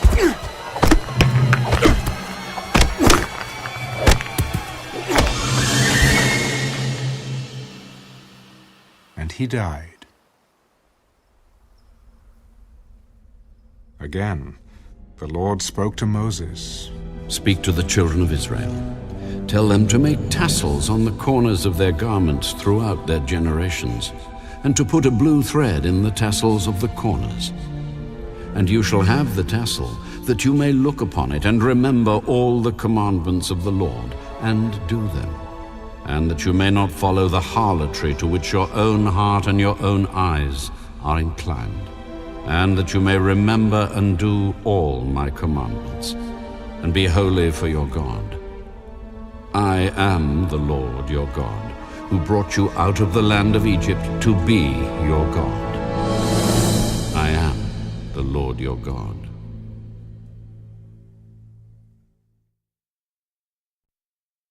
Now Korah, the son of Izhar, the son of Kohath, the son of Levi, with Dathan and Abiram, the sons of Eliab, and On, the son of Peleth, sons of Reuben, took men, and they rose up before Moses with some of the children of Israel, 250 leaders of the congregation, representatives of the congregation, men of renown. They gathered together against Moses and Aaron and said to them, You take too much upon yourselves, for all the congregation is holy, every one of them, and the Lord is among them. Why then do you exalt yourselves above the assembly of the Lord? So when Moses heard it, he fell on his face, and he spoke to Korah and all his company. Tomorrow morning, the Lord will show who is his and who is holy, and will cause him to come near to him. That one whom he chooses, he will cause to come near to him. Do this. Take censers, Korah, and all your company. Put fire in them, and put incense in them before the Lord tomorrow. And it shall be that the man whom the Lord chooses is the Holy One. You take too much upon yourselves, you sons of Levi. And Moses said to Korah, Hear now, you sons of Levi. Is it a small thing to you that the God of Israel have separated you from the congregation of Israel, to bring you near to himself, to do the work of the tabernacle of the Lord, and to stand before the congregation to serve them, and that he has brought you near to himself, you and all your brethren, the sons of Levi with you? And are you seeking the priesthood also? Therefore, you and all your company are gathered together against the Lord. And what is Aaron, that you complain against him? And Moses sent to call Dathan and Abiram, the sons of Eliab. But they said, We will not come up. Is it a small thing that you have brought us up out of the land flowing with milk and honey, To kill us in the wilderness? That you should keep acting like a prince over us? Moreover, you have not brought us into a land flowing with milk and honey, nor given us inheritance of fields and vineyards. Will you put out the eyes of these men? We will not come up. Then Moses was very angry and said to the Lord, Do not respect their offering. I have not taken one donkey from them, nor have I hurt one of them. And Moses said to Korah, Tomorrow, you and all your company be present before the Lord, you and they, as well as Aaron. Let each take his censer and put incense in it, and each of you bring his censer before the Lord. 250 censers, both you and Aaron, each with his censer. So every man took his censer, put fire in it, laid incense on it, and stood at the door of the tabernacle of meeting with Moses and Aaron. And Korah gathered all the congregation against them at the door of the tabernacle of meeting. Then the glory of the Lord appeared to all the congregation, and the Lord spoke to Moses and Aaron. Separate yourselves from among this congregation, that I may consume them in a moment. Then they fell on their faces and said, O God, the God of the spirits of all flesh, shall one man sin, and you be angry with all the congregation? So the Lord spoke to Moses. Speak to the congregation, saying, Get away from the tents of Korah, Dathan, and Abiram. Then Moses rose and went to Dathan and Abiram, and the elders of Israel followed him. And he spoke to the congregation.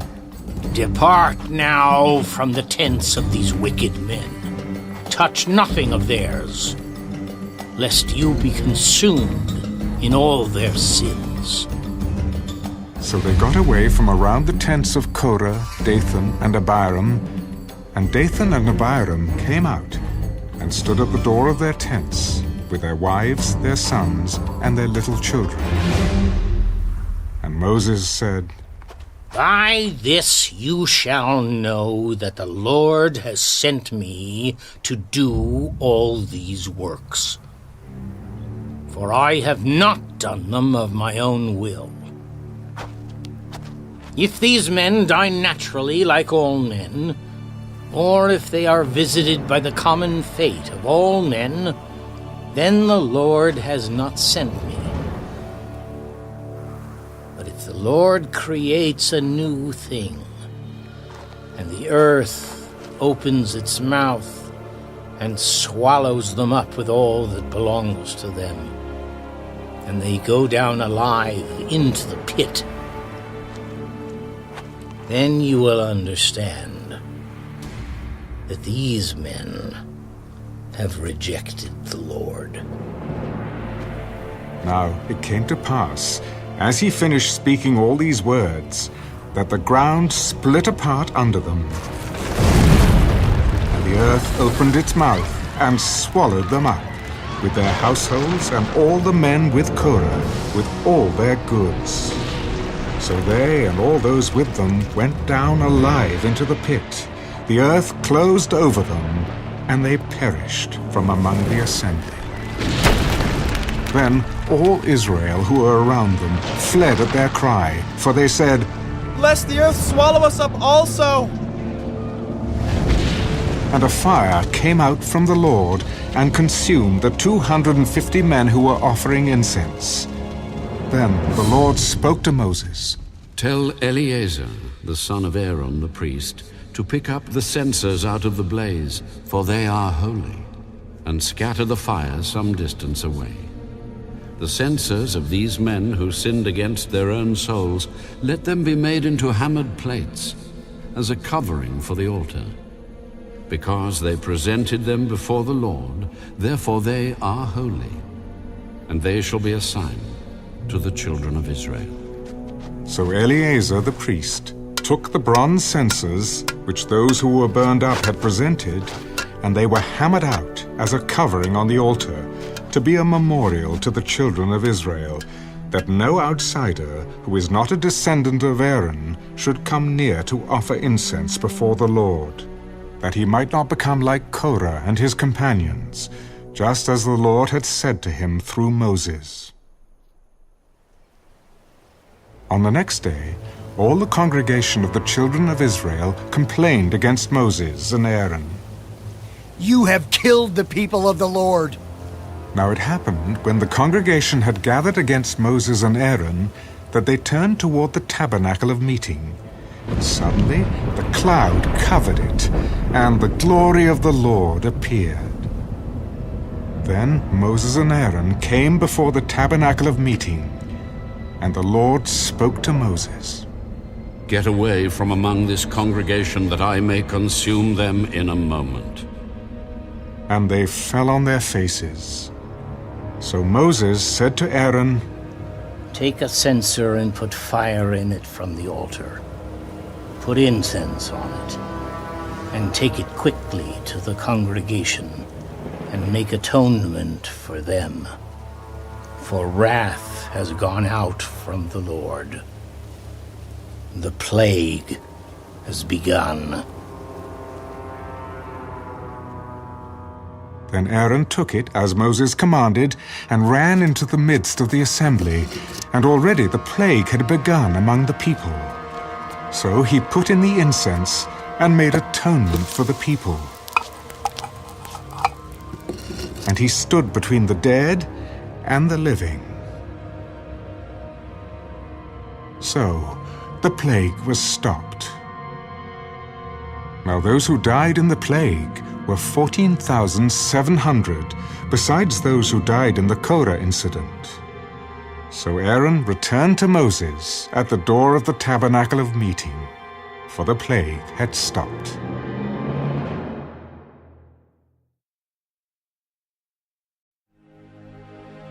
And the Lord spoke to Moses, saying, Speak to the children of Israel, and get from them a rod from each father's house, all their leaders according to their fathers' houses, 12 rods. Write each man's name on his rod. And you shall write Aaron's name on the rod of Levi. For there shall be one rod for the head of each father's house. Then you shall place them in the tabernacle of meeting before the testimony, where I meet with you. And it shall be that the rod of the man whom I choose will blossom. Thus I will rid myself of the complaints of the children of Israel, which they make against you.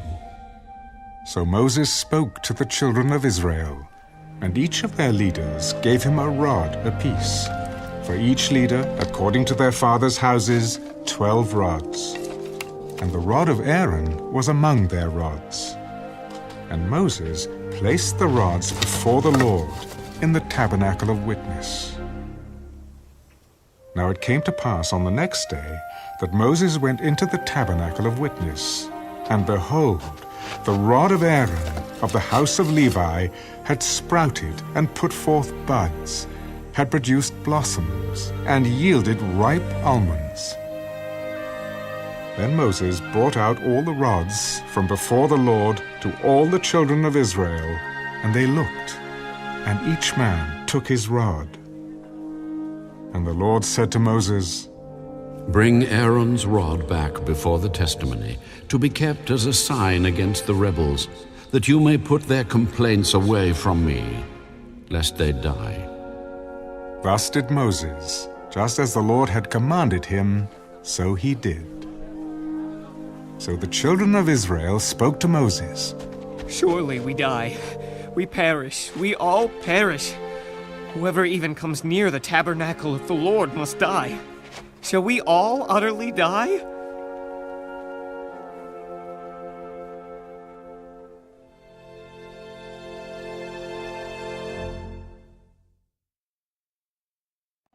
Then the Lord said to Aaron, You and your sons and your father's house with you shall bear the iniquity related to the sanctuary. And you and your sons with you shall bear the iniquity associated with your priesthood. Also bring with you your brethren of the tribe of Levi, the tribe of your father, that they may be joined with you and serve you while you and your sons are with you before the tabernacle of witness. They shall attend to your needs and all the needs of the tabernacle, but they shall not come near the articles of the sanctuary and the altar, lest they die, they and you also. They shall be joined with you and attend to the needs of the tabernacle of meeting for all the work of the tabernacle. But an outsider shall not come near you. And you shall attend to the duties of the sanctuary and the duties of the altar, that there may be no more wrath on the children of Israel. Behold, I myself have taken your brethren the Levites from among the children of Israel. They are a gift to you, given by the Lord, to do the work of the tabernacle of meeting. Therefore you and your sons with you shall attend to your priesthood for everything at the altar and behind the veil. And you shall serve. I give your priesthood to you as a gift for service. But the outsider who comes near shall be put to death. And the Lord spoke to Aaron. Here, I myself have also given you charge of my heave offerings, all the holy gifts of the children of Israel. I have given them as a portion to you and your sons, as an ordinance forever. This shall be yours of the most holy things reserved from the fire, every offering of theirs, every grain offering and every sin offering, and every trespass offering which they render to me, shall be most holy for you and your sons. In a most holy place you shall eat it. Every male shall eat it. It shall be holy to you. This also is yours, the heave offering of their gift, with all the wave offerings of the children of Israel. I have given them to you and your sons and daughters with you, as an ordinance forever. Everyone who is clean in your house may eat it. All the best of the oil, all the best of the new wine and the grain, their first fruits which they offer to the Lord, I have given them to you. Whatever first ripe fruit is in their land, which they bring to the Lord, shall be yours. Everyone who is clean in your house may eat it. Every devoted thing in Israel shall be yours. Everything that first opens the womb of all flesh, which they bring to the Lord, whether man or beast, shall be yours. Nevertheless, the firstborn of man you shall surely redeem, and the firstborn of unclean animals you shall redeem. And those redeemed of the devoted things you shall redeem when 1 month old, according to your valuation, for 5 shekels of silver, according to the shekel of the sanctuary, which is 20 gerahs. But the firstborn of a cow, the firstborn of a sheep, or the firstborn of a goat, you shall not redeem. They are holy. You shall sprinkle their blood on the altar, and burn their fat as an offering made by fire for a sweet aroma to the Lord. And their flesh shall be yours, just as the wave breast and the right thigh are yours. All the heave offerings of the holy things, which the children of Israel offer to the Lord, I have given to you, and your sons and daughters with you, as an ordinance forever. It is a covenant of salt forever before the Lord, with you and your descendants with you. You shall have no inheritance in their land, nor shall you have any portion among them. I am your portion and your inheritance among the children of Israel. Behold, I have given the children of Levi all the tithes in Israel as an inheritance in return for the work which they perform, the work of the tabernacle of meeting. Hereafter The children of Israel shall not come near the tabernacle of meeting, lest they bear sin and die. But the Levites shall perform the work of the tabernacle of meeting, and they shall bear their iniquity. It shall be a statute forever throughout your generations, that among the children of Israel they shall have no inheritance.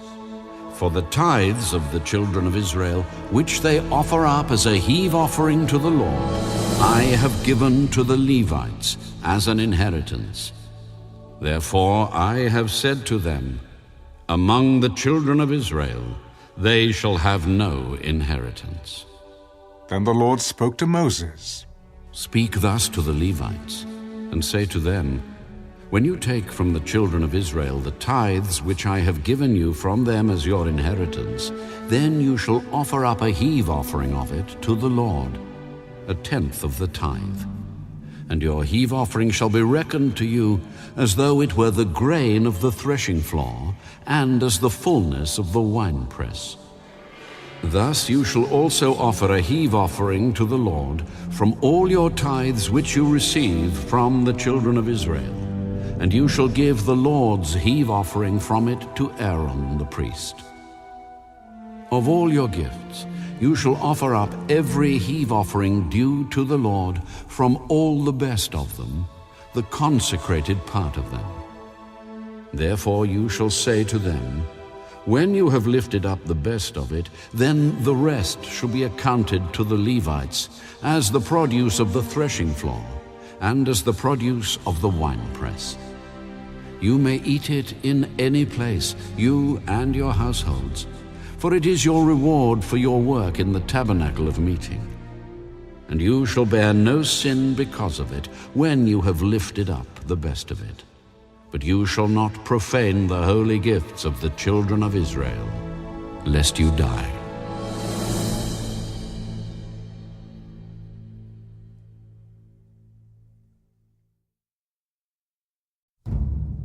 Now the Lord spoke to Moses and Aaron. This is the ordinance of the law which the Lord has commanded, saying, speak to the children of Israel, that they bring you a red heifer without blemish, in which there is no defect, and on which a yoke has never come. You shall give it to Eleazar the priest, that he may take it outside the camp, and it shall be slaughtered before him.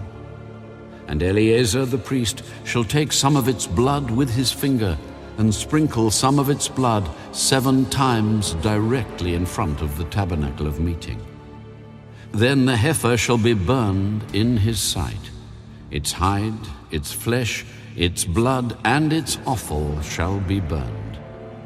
And the priest shall take cedar wood, and hyssop, and scarlet, and cast them into the midst of the fire burning the heifer. Then the priest shall wash his clothes, he shall bathe in water, and afterward he shall come into the camp. The priest shall be unclean until evening. And the one who burns it shall wash his clothes in water, bathe in water, and shall be unclean until evening.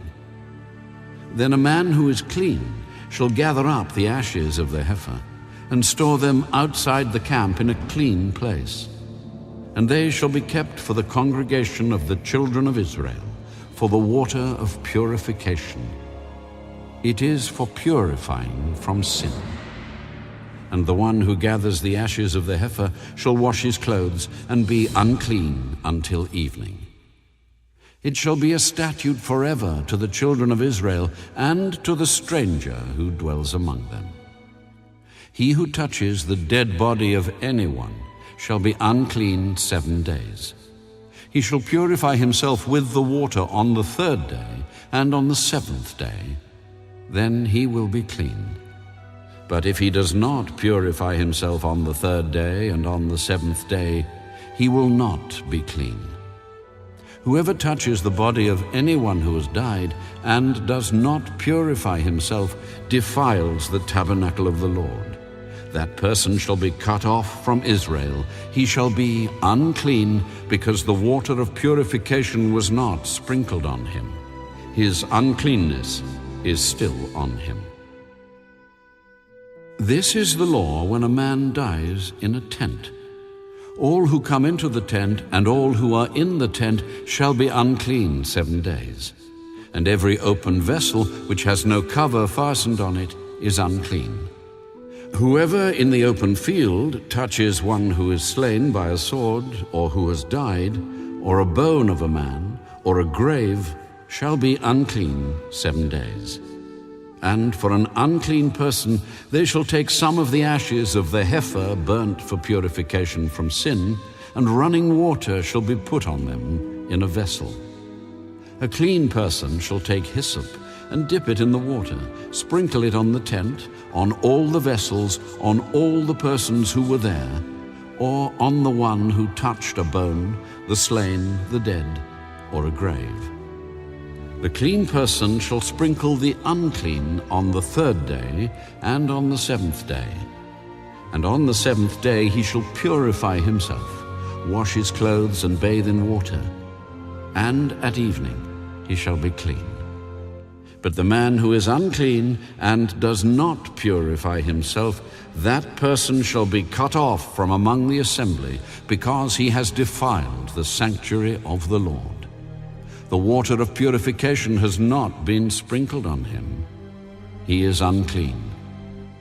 It shall be a perpetual statute for them. He who sprinkles the water of purification shall wash his clothes, and he who touches the water of purification shall be unclean until evening. Whatever the unclean person touches shall be unclean, and the person who touches it shall be unclean until evening.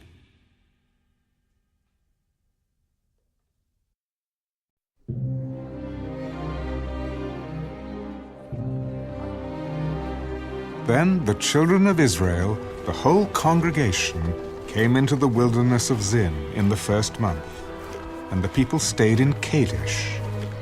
And Miriam died there, and was buried there. Now there was no water for the congregation, so they gathered together against Moses and Aaron. And the people contended with Moses. If only we had died when our brethren died before the Lord. Why have you brought up the assembly of the Lord into this wilderness, that we and our animals should die here? And why have you made us come up out of Egypt to bring us to this evil place? It is not a place of grain, or figs, or vines, or pomegranates, nor is there any water to drink. So Moses and Aaron went from the presence of the assembly to the door of the tabernacle of meeting, and they fell on their faces. And the glory of the Lord appeared to them. Then the Lord spoke to Moses. Take the rod. You and your brother Aaron gather the congregation together. Speak to the rock before their eyes, and it will yield its water. Thus you shall bring water for them out of the rock, and give drink to the congregation and their animals. So Moses took the rod from before the Lord as he commanded him. And Moses and Aaron gathered the assembly together before the rock. And he said to them, Hear now, you rebels. Must we bring water for you out of this rock? Then Moses lifted his hand and struck the rock twice with his rod. And water came out abundantly. And the congregation and their animals drank. Then the Lord spoke to Moses and Aaron. Because you did not believe me, to hallow me in the eyes of the children of Israel, therefore you shall not bring this assembly into the land which I have given them. This was the water of Meribah, because the children of Israel contended with the Lord, and he was hallowed among them. Now Moses sent messengers from Kadesh to the king of Edom. Thus says your brother Israel, You know all the hardship that has befallen us, how our fathers went down to Egypt, and we dwelt in Egypt a long time, and the Egyptians afflicted us and our fathers. When we cried out to the Lord, He heard our voice and sent the angel and brought us up out of Egypt. Now here we are in Kadesh, a city on the edge of your border. Please let us pass through your country. We will not pass through fields or vineyards, nor will we drink water from wells. We will go along the king's highway. We will not turn aside to the right hand or to the left until we have passed through your territory." Then Edom said to him, "You shall not pass through my land, lest I come out against you with the sword." So the children of Israel said to him, "We will go by the highway, and if I or my livestock drink any of your water, then I will pay for it. Let me only pass through on foot, nothing more." "You shall not pass through." So Edom came out against them with many men and with a strong hand. Thus Edom refused to give Israel passage through his territory. So Israel turned away from him. Now the children of Israel, the whole congregation, journeyed from Kadesh and came to Mount Hor. And the Lord spoke to Moses and Aaron in Mount Hor by the border of the land of Edom, saying, "Aaron shall be gathered to his people, for he shall not enter the land which I have given to the children of Israel, because you rebelled against my word at the water of Meribah. Take Aaron and Eleazar his son, and bring them up to Mount Hor, and strip Aaron of his garments, and put them on Eleazar his son. For Aaron shall be gathered to his people, and die there." So Moses did just as the Lord commanded, and they went up to Mount Hor in the sight of all the congregation. Moses stripped Aaron of his garments and put them on Eleazar his son. And Aaron died there on the top of the mountain. Then Moses and Eleazar came down from the mountain. Now when all the congregation saw that Aaron was dead, all the house of Israel mourned for Aaron 30 days.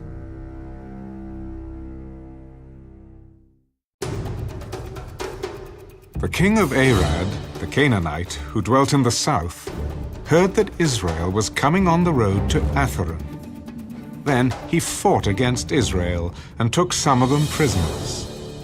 So Israel made a vow to the Lord and said, "If you will indeed deliver this people into my hand, then I will utterly destroy their cities." And the Lord listened to the voice of Israel and delivered up the Canaanites, and they utterly destroyed them and their cities. So the name of that place was called Hormah. Then they journeyed from Mount Hor by way of the Red Sea to go around the land of Edom. And the soul of the people became very discouraged on the way. And the people spoke against God and against Moses. "Why have you brought us up out of Egypt to die in the wilderness? For there is no food and no water, and our soul loathes this worthless bread." So the Lord sent fiery serpents among the people, and they bit the people. And many of the people of Israel died. Therefore the people came to Moses and said, "We have sinned, for we have spoken against the Lord and against you. Pray to the Lord that he take away the serpents from us." So Moses prayed for the people. Then the Lord said to Moses, "Make a fiery serpent, and set it on a pole, and it shall be that everyone who is bitten, when he looks at it, shall live." So Moses made a bronze serpent and put it on a pole. And so it was, if a serpent had bitten anyone, when he looked at the bronze serpent, he lived. Now the children of Israel moved on and camped in Obath. And they journeyed from Obath and camped at Ije-Abarim in the wilderness which is east of Moab, toward the sunrise. From there they moved and camped in the valley of Zered. From there they moved and camped on the other side of the Ammon, which is in the wilderness that extends from the border of the Amorites. For the Arnon is the border of Moab, between Moab and the Amorites. Therefore it is said in the book of the wars of the Lord, Waheb in Suphah, the brooks of the Arnon, and the slope of the brooks that reaches to the dwelling of Ar, and lies on the border of Moab. From there they went to Beer, which is the well where the Lord said to Moses, Gather the people together, and I will give them water. Then Israel sang this song. Spring up, O well! All of you sing to it! The well the leaders sank, dug by the nation's nobles, by the lawgiver with their staves. And from the wilderness they went to Mattanah, from Mattanah to Nahaliel, from Nahaliel to Bamoth, and from Bamoth in the valley that is in the country of Moab to the top of Pisgah, which looks down on the wasteland. Then Israel sent messengers to Sihon, king of the Amorites. Let me pass through your land. We will not turn aside into fields or vineyards. We will not drink water from wells. We will go by the king's highway until we have passed through your territory. But Sihon would not allow Israel to pass through his territory. So Sihon gathered all his people together and went out against Israel in the wilderness. And he came to Jahaz and fought against Israel. Then Israel defeated him with the edge of the sword, and took possession of his land from the Arnon to the Jabbok, as far as the people of Ammon, for the border of the people of Ammon was fortified. So Israel took all these cities, and Israel dwelt in all the cities of the Amorites, in Heshbon and in all its villages. For Heshbon was the city of Sihon, king of the Amorites, who had fought against the former king of Moab, and had taken all his land from his hand as far as the Arnon. Therefore those who speak in Proverbs say, Come to Heshbon, let it be built. Let the city of Sihon be repaired. For fire went out from Heshbon, a flame from the city of Sihon. It consumed Ar of Moab, the lords of the heights of the Arnon. Woe to you, Moab! You have perished, O people of Chemosh. He has given his sons as fugitives, and his daughters into captivity, to Sihon, king of the Amorites. But we have shotted them. Heshbon has perished as far as Dibon. Then we laid waste as far as Nophah, which reaches to Medeba. Thus Israel dwelt in the land of the Amorites. Then Moses sent to spy out Jazer, and they took its villages, and drove out the Amorites who were there. And they turned and went up by the way to Bashan. So Og, king of Bashan, went out against them, he and all his people, to battle at Edrei. Then the Lord said to Moses, Do not fear him, for I have delivered him into your hand with all his people and his land. And you shall do to him as you did to Sihon, king of the Amorites, who dwelt at Heshbon. So they defeated him, his sons and all his people, until there was no survivor left him. And they took possession of his land.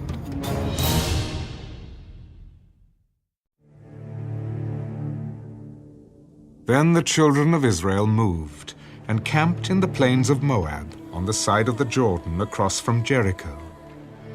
Now Balak, the son of Zippor, saw all that Israel had done to the Amorites.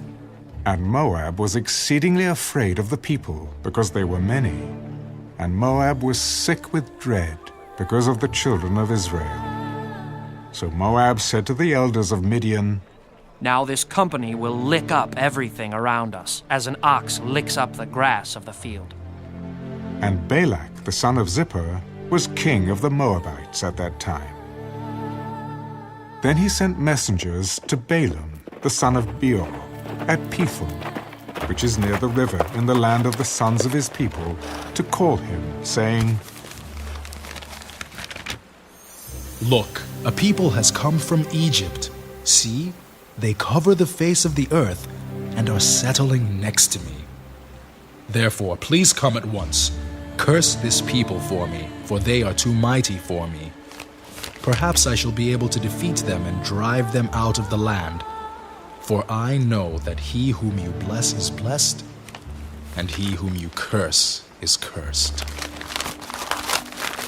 So the elders of Moab and the elders of Midian departed, with the diviner's fee in their hand. And they came to Balaam and spoke to him the words of Balak. And he said to them, Lodge here tonight, and I will bring back word to you, as the Lord speaks to me. So the princes of Moab stayed with Balaam. Then God came to Balaam and said, Who are these men with you?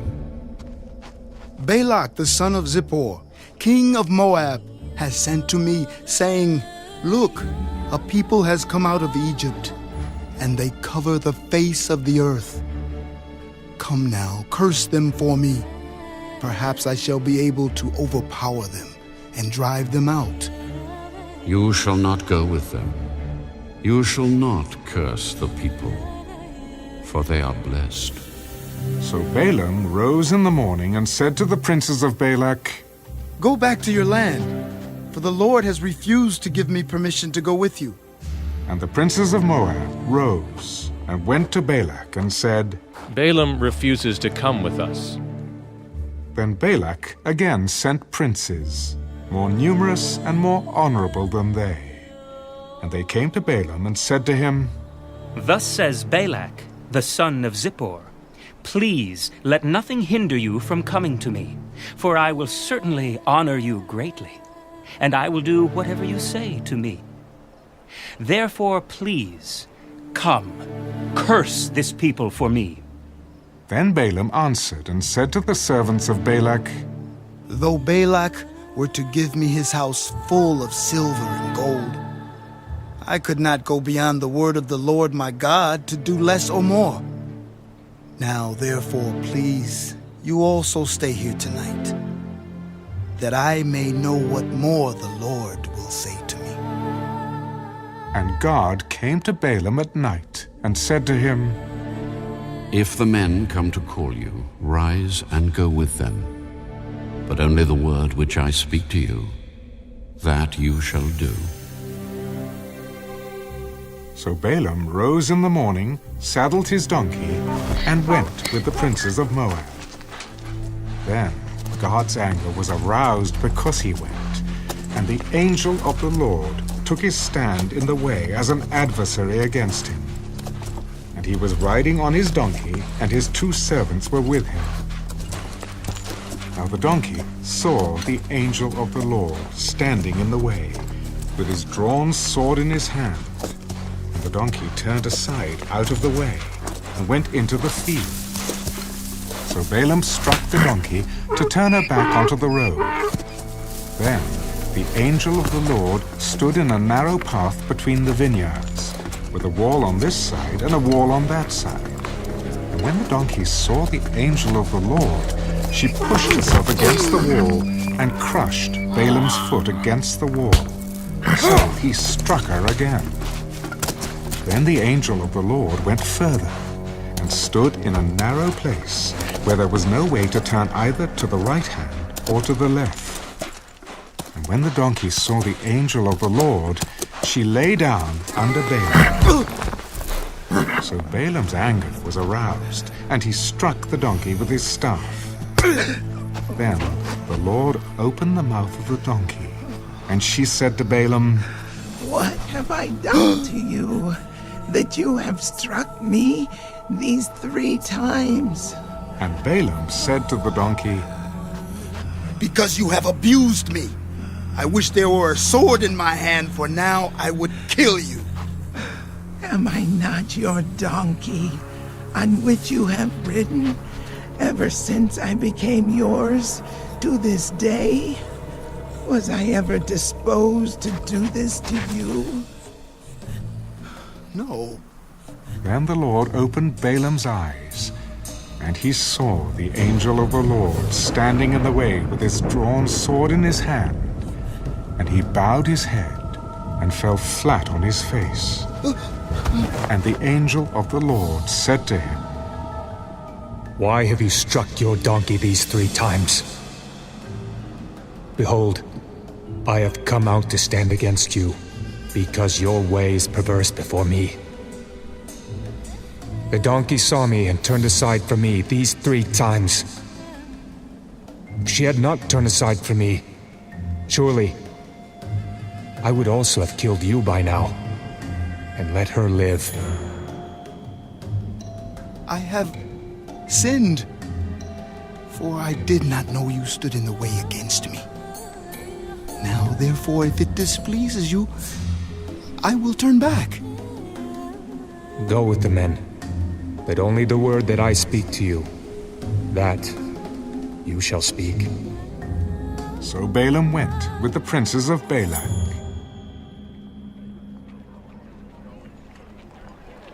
Now when Balak heard that Balaam was coming, he went out to meet him at the city of Moab, which is on the border at the Arnon, the boundary of the territory. Then Balak said to Balaam, Did I not earnestly send to you, calling for you? Why did you not come to me? Am I not able to honor you? Look, I have come to you. Now, have I any power at all to say anything? The word that God puts in my mouth, that I must speak.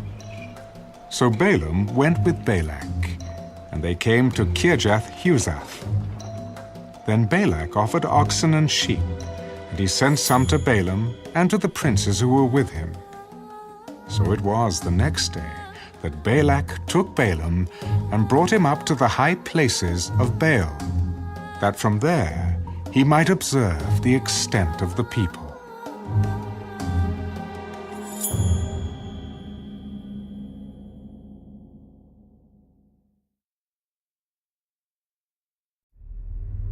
Then Balaam said to Balak, Build 7 altars for me here, and prepare for me here 7 bulls and 7 rams. And Balak did just as Balaam had spoken. And Balak and Balaam offered a bull and a ram on each altar.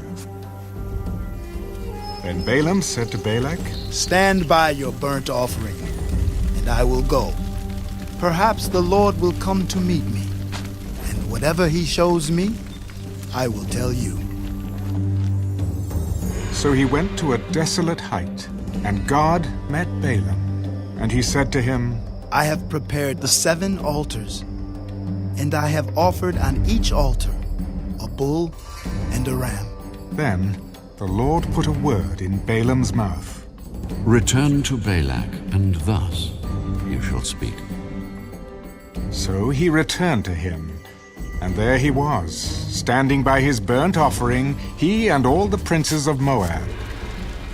And he took up his oracle and said, Balak, the king of Moab, has brought me from Aram, from the mountains of the east. Come, curse Jacob for me, and come, denounce Israel. How shall I curse whom God has not cursed?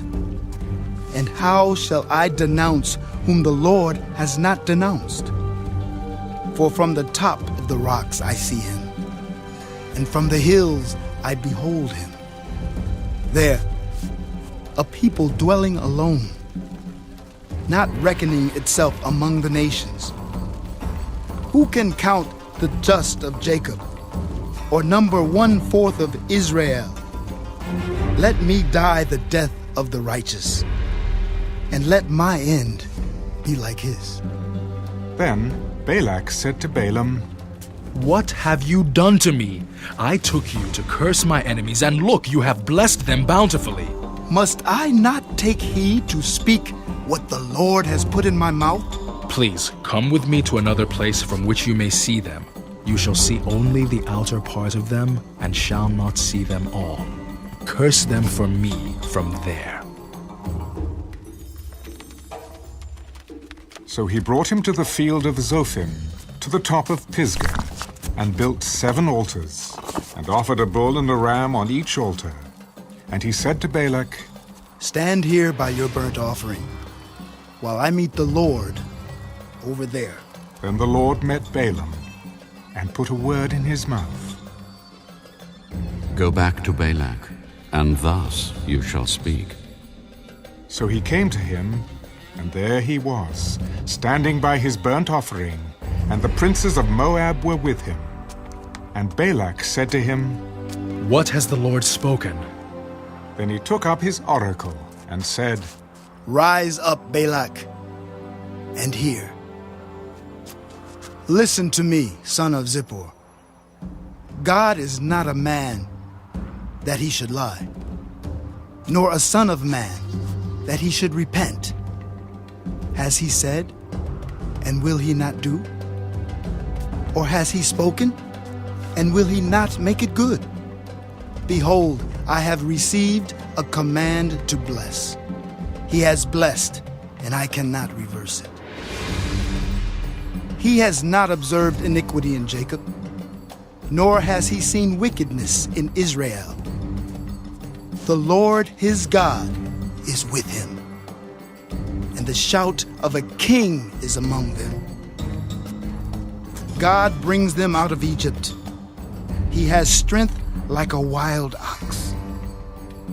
For there is no sorcery against Jacob, nor any divination against Israel.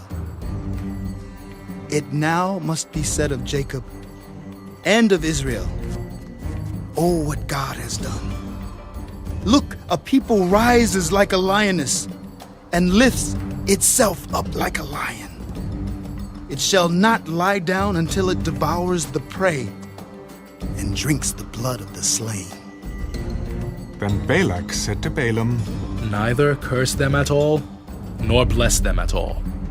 So Balaam answered and said to Balak, Did I not tell you, saying, all that the Lord speaks, that I must do?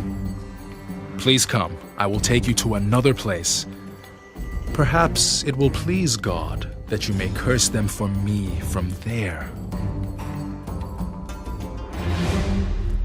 So Balak took Balaam to the top of Peor, that overlooks the wasteland.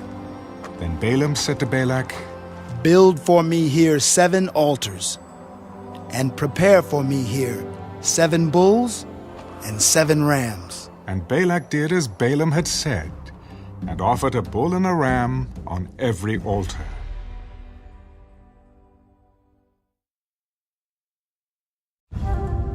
Now when Balaam saw that it pleased the Lord to bless Israel, he did not go as at other times to seek to use sorcery, but he set his face toward the wilderness.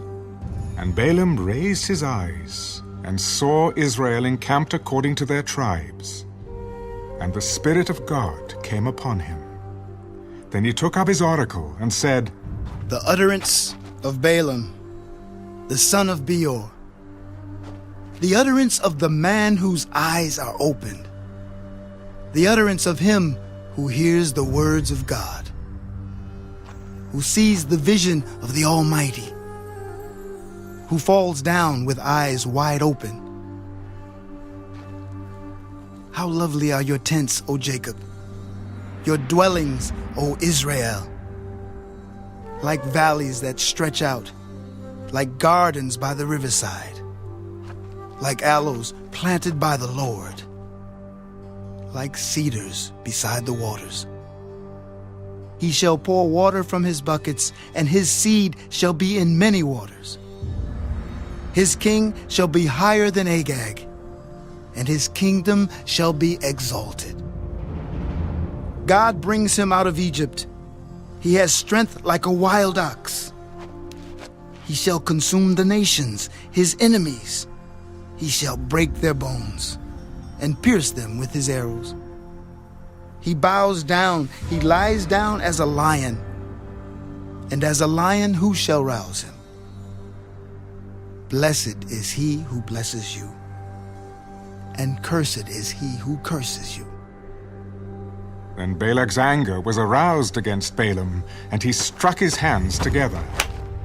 And Balak said to Balaam, I called you to curse my enemies, and look, you have bountifully blessed them these 3 times. Now therefore flee to your place.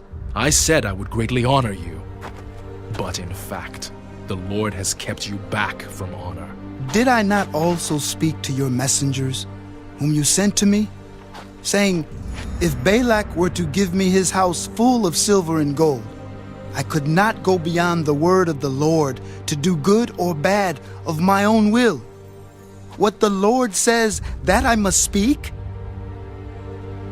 And now, indeed, I am going to my people. Come, I will advise you what this people will do to your people in the latter days. So he took up his oracle and said, the utterance of Balaam, the son of Beor, and the utterance of the man whose eyes are opened, the utterance of him who hears the words of God and has the knowledge of the Most High, who sees the vision of the Almighty, who falls down with eyes wide open. I see him, but not now. I behold him, but not near. A star shall come out of Jacob, a scepter shall rise out of Israel, and batter the brow of Moab, and destroy all the sons of tumult. And Edom shall be a possession. Seir also, his enemies, shall be a possession, while Israel does valiantly. Out of Jacob, one shall have dominion, and destroy the remains of the city. Then he looked on Amalek, and he took up his oracle and said, Amalek was first among the nations, but shall be last until he perishes. Then he looked on the Kenites, and he took up his oracle and said, Firm is your dwelling place, and your nest is set in the rock. Nevertheless, Cain shall be burned. How long until Asher carries you away captive? Alas, who shall live when God does this? But ships shall come from the coasts of Cyprus, and they shall afflict Asher and afflict Eber, and so shall Amalek, until he perishes. So Balaam rose and departed, and returned to his place. Balak also went his way.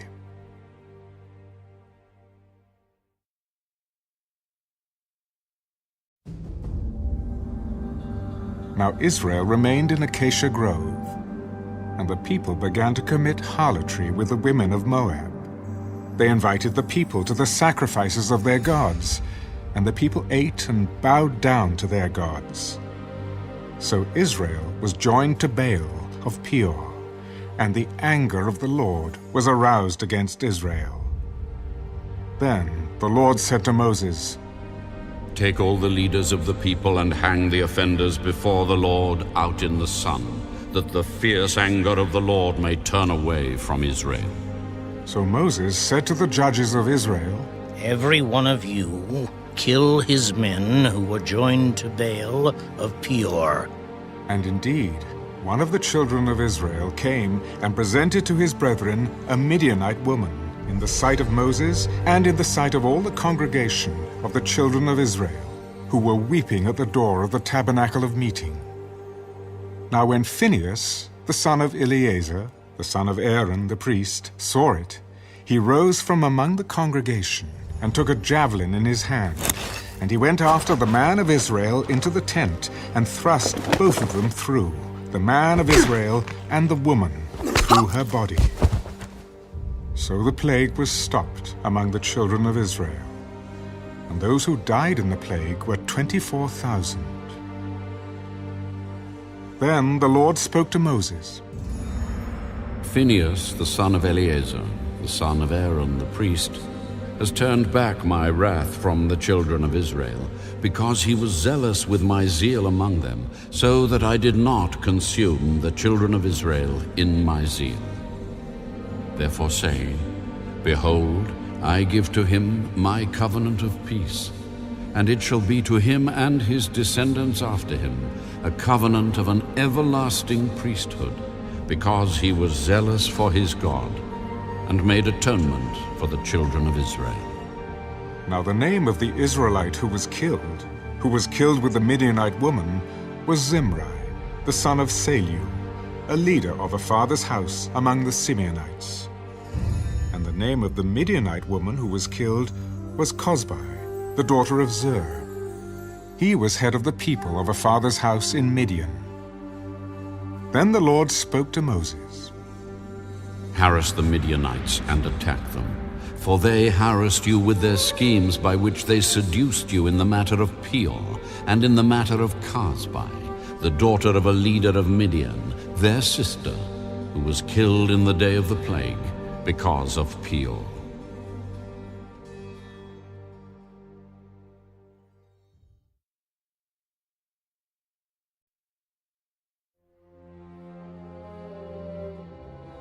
And it came to pass, after the plague, that the Lord spoke to Moses and Eleazar, the son of Aaron, the priest.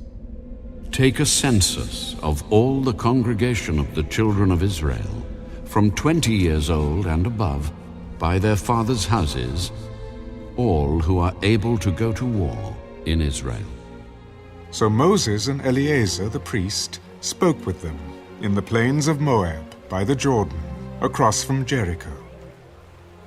Take a census of the people from 20 years old and above, just as the Lord commanded Moses and the children of Israel who came out of the land of Egypt. Reuben was the firstborn of Israel. The children of Reuben were of Hanok, the family of the Hanokites, of Pallu, the family of the Palluites, of Hezron, the family of the Hezronites, of Carmi, the family of the Carmites. These are the families of the Reubenites. Those who were numbered of them were 43,730. And the son of Pallu was Eliab. The sons of Eliab were Nemuel, Dathan, and Abiram. These are the Dathan and Abiram, representatives of the congregation, who contended against Moses and Aaron in the company of Korah, when they contended against the Lord, and the earth opened its mouth and swallowed them up, together with Korah, when that company died, when the fire devoured 250 men, and they became a sign. Nevertheless, the children of Korah did not die. The sons of Simeon, according to their families, were of Nemuel, the family of the Nemuelites, of Jamin, the family of the Jaminites, of Jachin, the family of the Jachinites, of Zerah, the family of the Zarhites, of Shaul, the family of the Shaulites. These are the families of the Simeonites, 22,200. The sons of Gad, according to their families, were of Zephan, the family of the Zephanites, of Haggai, the family of the Haggites, of Shunai, the family of the Shunites, of Ozni, the family of the Oznites, of Eri, the family of the Erites, of Arad, the family of the Aradites, of Areli, the family of the Arelites. These are the families of the sons of Gad, according to those who were numbered of them, 40,500. The sons of Judah were and Onan, and and Onan died in the land of Canaan. And the sons of Judah, according to their families, were of Shelah, the family of the Shelonites, of Perez, the family of the Parzites, of Zerah, the family of the Zarhites. And the sons of Perez were of Hezron, the family of the Hezronites, of Hamel, the family of the Hamelites. These are the families of Judah, according to those who were numbered of them, 76,500. The sons of Issachar, according to their families, were of Tola, the family of the Tolaites, Of Pua, the family of the Punites. Of Jashub, the family of the Jashubites. Of Shimron, the family of the Shimronites. These are the families of Issachar, according to those who were numbered of them, 64,300. The sons of Zebulun, according to their families, were of Sered, the family of the Sardites. Of Elon, the family of the Elonites. Of Jaliel, the family of the Jalielites. These are the families of the Zebulunites, according to those who were numbered of them, 60,500. The sons of Joseph, according to their families, by Manasseh and Ephraim were the sons of Manasseh, of Machir, the family of the Machirites, and Machir begot Gilead. Of Gilead, the family of the Gileadites. These are the sons of Gilead. Of Jeezer, the family of the Jeezerites. Of Helek, the family of the Helekites. Of Azriel, the family of the Azraelites. Of Shechem, the family of the Shechemites. Of Shemida, the family of the Shemidaites. Of Hepher, the family of the Hepherites. Now Zelophehad, the son of Hepher, had no sons but daughters.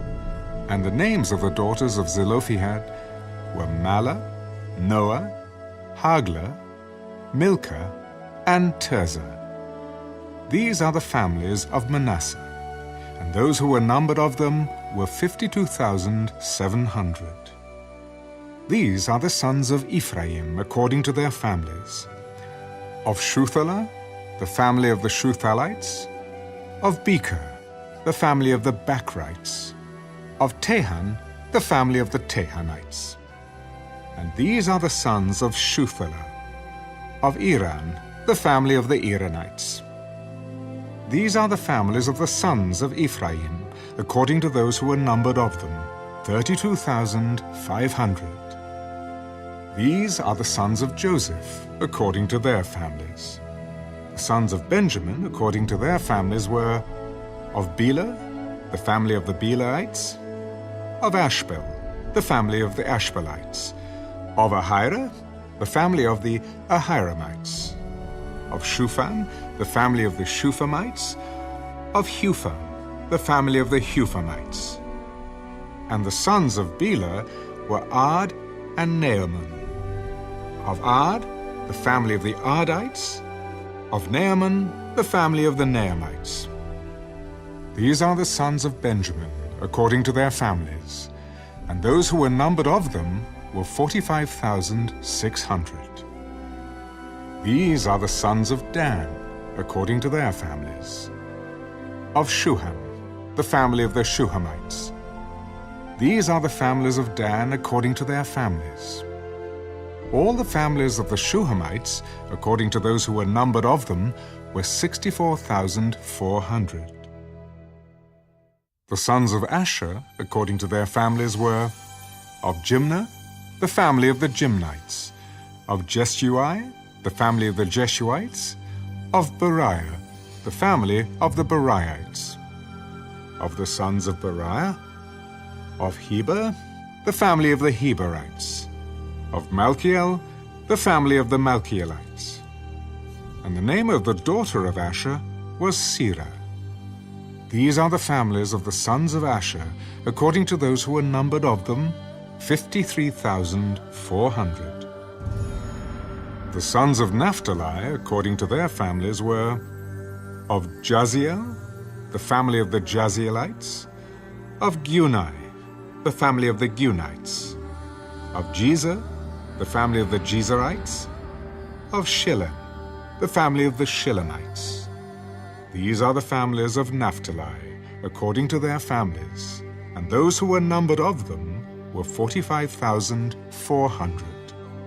These are those who were numbered of the children of Israel, 601,730. Then the Lord spoke to Moses. To these the land shall be divided as an inheritance according to the number of names. To a large tribe you shall give a larger inheritance, and to a small tribe you shall give a smaller inheritance. Each shall be given its inheritance according to those who were numbered of them. But the land shall be divided by lot. They shall inherit according to the names of the tribes of their fathers. According to the lot, their inheritance shall be divided between the larger and the smaller. And these are those who were numbered of the Levites, according to their families. Of Gershon, the family of the Gershonites. Of Kohath, the family of the Kohathites. Of Merari, the family of the Merarites. These are the families of the Levites. The family of the Libnites, the family of the Hebronites, the family of the Malites, the family of the Mushites, and the family of the Korathites. And Kohath begot Amram. The name of Amram's wife was Jochebed, the daughter of Levi, who was born to Levi in Egypt, and to Amram she bore Aaron and Moses, and their sister Miriam. To Aaron was born Nadab and Abihu, Eleazar and Ithamar. And Nadab and Abihu died when they offered profane fire before the Lord. Now those who were numbered of them were 23,000, every male from a month old and above, for they were not numbered among the other children of Israel, because there was no inheritance given to them among the children of Israel. These are those who were numbered by Moses and Eleazar the priest, who numbered the children of Israel in the plains of Moab by the Jordan across from Jericho. But among these there was not a man of those who were numbered by Moses and Aaron the priest when they numbered the children of Israel in the wilderness of Sinai. For the Lord had said of them, They shall surely die in the wilderness. So there was not left a man of them except Caleb, the son of Jephunneh, and Joshua, the son of Nun.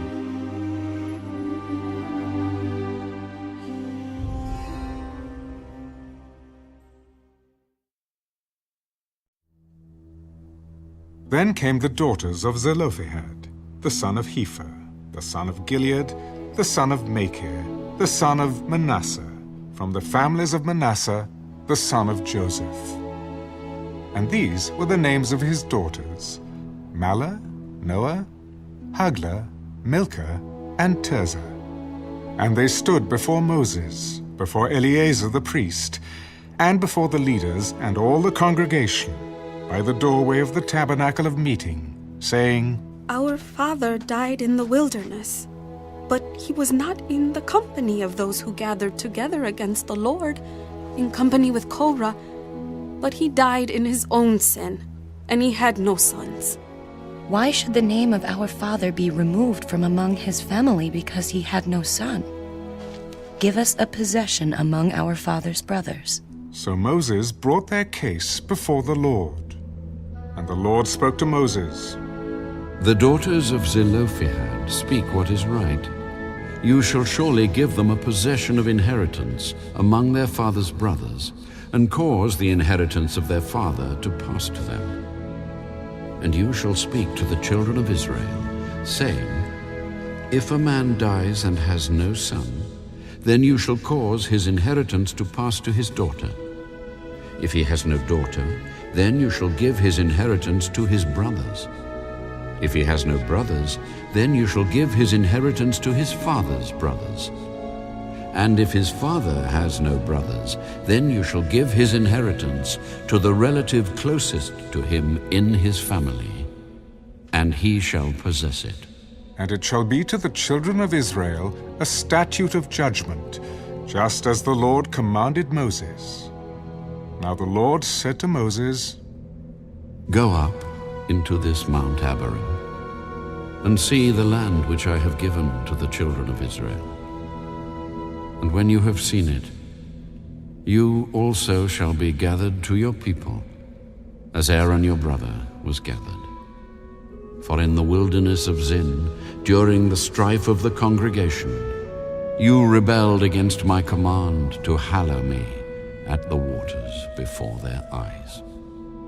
These are the waters of Meribah, at Kadesh in the wilderness of Zin. Then Moses spoke to the Lord. Let the Lord, the God of the spirits of all flesh, set a man over the congregation, who may go out before them and go in before them, who may lead them out and bring them in, that the congregation of the Lord may not be like sheep which have no shepherd. Take Joshua the son of Nun with you, a man in whom is the Spirit, and lay your hand on him. Set him before Eleazar the priest, and before all the congregation, and inaugurate him in their sight. And you shall give some of your authority to him, that all the congregation of the children of Israel may be obedient. He shall stand before Eleazar the priest, who shall inquire before the Lord for him by the judgment of the Urim. At his word they shall go out, and at his word they shall come in, he and all the children of Israel with him, all the congregation. So Moses did as the Lord commanded him. He took Joshua and set him before Eleazar the priest and before all the congregation. And he laid his hands on him and inaugurated him, just as the Lord commanded by the hand of Moses.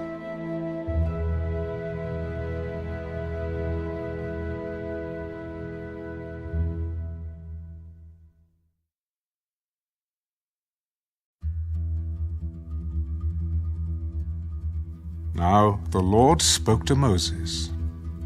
Command the children of Israel, and say to them, My offering, my food for my offerings made by fire as a sweet aroma to me, you shall be careful to offer to me at their appointed time. And you shall say to them, This is the offering made by fire, which you shall offer to the Lord, 2 male lambs in their first year without blemish, day by day, as a regular burnt offering. The one lamb you shall offer in the morning, the other lamb you shall offer in the evening, and 1/10 of an ephah of fine flour as a grain offering, mixed with 1/4 of a hin of pressed oil. It is a regular burnt offering, which was ordained at Mount Sinai, for a sweet aroma, an offering made by fire to the Lord. And its drink offering shall be 1/4 of a hin for each lamb. In a holy place you shall pour out the drink to the Lord as an offering. The other lamb you shall offer in the evening. As the morning grain offering and its drink offering, you shall offer it as an offering made by fire, a sweet aroma to the Lord. And on the Sabbath day, 2 lambs in their first year without blemish, and 2/10 of an ephah of fine flour as a grain offering, mixed with oil, with its drink offering. This is the burnt offering for every Sabbath, besides the regular burnt offering with its drink offering. At the beginnings of your months, you shall present a burnt offering to the Lord, 2 young bulls, 1 ram, and 7 lambs in their first year without blemish. 3/10 of an ephah of fine flour as a grain offering, mixed with oil for each bull. 2/10 of an ephah of fine flour as a grain offering mixed with oil for the 1 ram. And 1/10 of an ephah of fine flour mixed with oil as a grain offering for each lamb, as a burnt offering of sweet aroma, an offering made by fire to the Lord. Their drink offering shall be 1/2 a hin of wine for a bull, 1/3 of a hin for a ram, and 1/4 of a hin for a lamb. This is the burnt offering for each month throughout the months of the year. Also 1 kid of the goats as a sin offering to the Lord shall be offered, besides the regular burnt offering and its drink offering. On the 14th day of the first month is the Passover of the Lord, and on the 15th day of this month is the feast. Unleavened bread shall be eaten for 7 days. On the first day you shall have a holy convocation. You shall do no customary work, and you shall present an offering made by fire as a burnt offering to the Lord: 2 young bulls, 1 ram, and 7 lambs in their first year. Be sure they are without blemish. Their grain offering shall be of fine flour mixed with oil. 3/10 of an ephah you shall offer for a bull, and 2/10 for a ram. You shall offer 1/10 of an ephah for each of the 7 lambs. Also 1 goat as a sin offering, to make atonement for you. You shall offer these besides the burnt offering of the morning, which is for a regular burnt offering.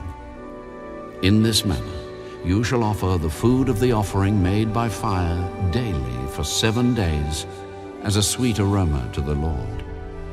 It shall be offered besides the regular burnt offering and its drink offering.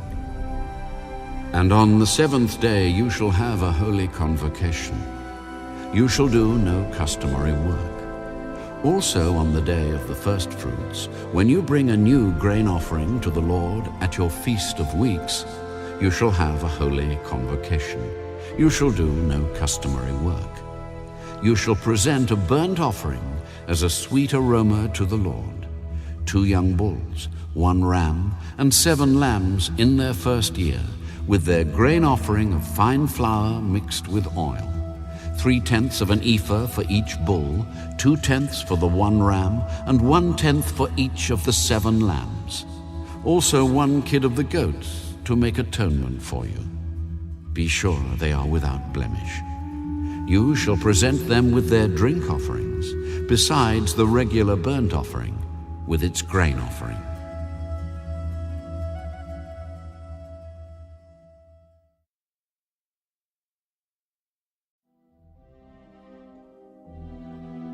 And in the 7th month, on the first day of the month, you shall have a holy convocation. You shall do no customary work. For you, it is a day of blowing the trumpets. You shall offer a burnt offering as a sweet aroma to the Lord: 1 young bull, 1 ram, and 7 lambs in their first year, without blemish. Their grain offering shall be fine flour mixed with oil, 3/10 of an ephah for the bull, 2/10 for the ram, and 1/10 for each of the 7 lambs. Also 1 kid of the goats as a sin offering to make atonement for you, besides the burnt offering with its grain offering for the new moon, the regular burnt offering with its grain offering, and their drink offerings, according to their ordinance, as a sweet aroma, an offering made by fire to the Lord. On the 10th day of this 7th month, you shall have a holy convocation. You shall afflict your souls. You shall not do any work. You shall present a burnt offering to the Lord as a sweet aroma: 1 young bull, 1 ram, and 7 lambs in their first year. Be sure they are without blemish. Their grain offering shall be of fine flour mixed with oil: 3/10 of an ephah for the bull, 2/10 for the 1 ram, and 1/10 for each of the 7 lambs. Also 1 kid of the goats as a sin offering, besides the sin offering for atonement, the regular burnt offering with its grain offering, and their drink offerings. On the 15th day of the 7th month, you shall have a holy convocation. You shall do no customary work, and you shall keep a feast to the Lord 7 days. You shall present a burnt offering, an offering made by fire as a sweet aroma to the Lord: 13 young bulls, 2 rams, and 14 lambs in their first year. They shall be without blemish.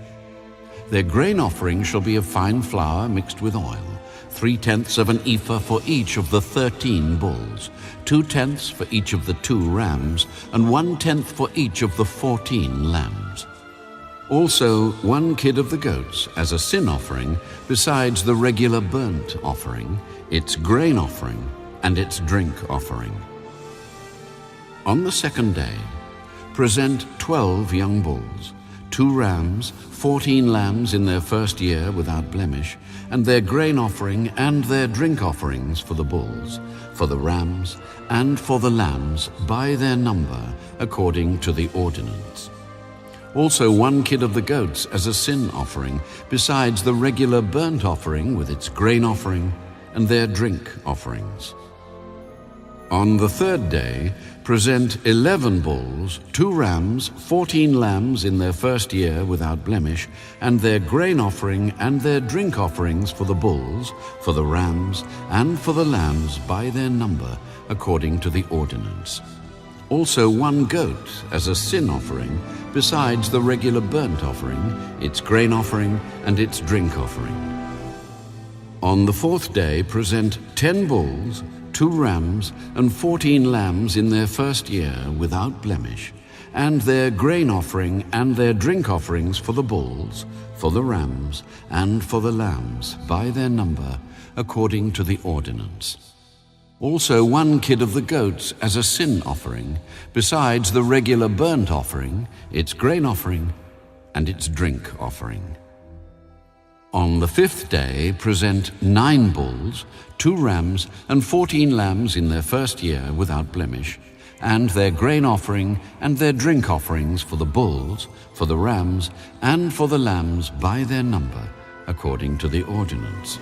Also 1 goat as a sin offering, besides the regular burnt offering, its grain offering, and its drink offering.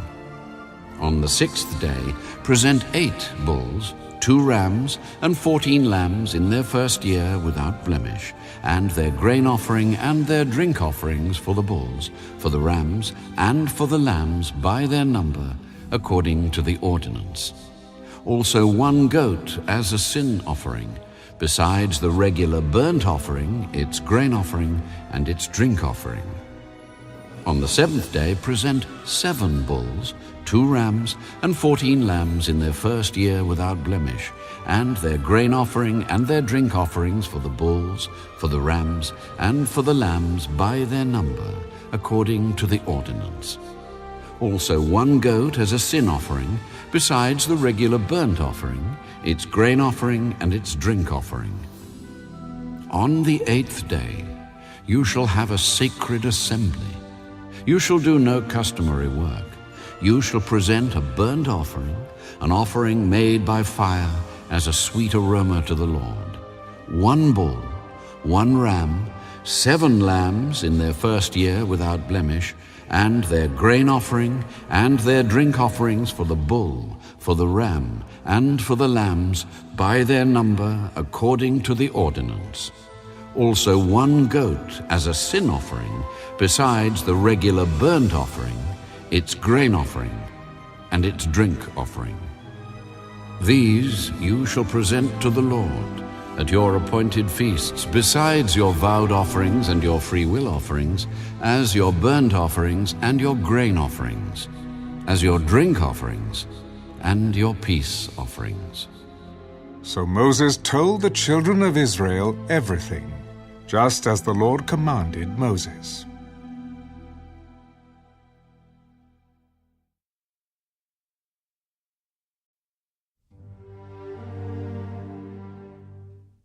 Then Moses spoke to the heads of the tribes concerning the children of Israel. This is the thing which the Lord has commanded. If a man makes a vow to the Lord, or swears an oath to bind himself by some agreement, he shall not break his word. He shall do according to all that proceeds out of his mouth. Or if a woman makes a vow to the Lord and binds herself by some agreement while in her father's house in her youth, and her father hears her vow and the agreement by which she has bound herself, and her father holds his peace, then all her vows shall stand, and every agreement with which she has bound herself shall stand. But if her father overrules her on the day that he hears, then none of her vows, nor her agreements by which she has bound herself, shall stand.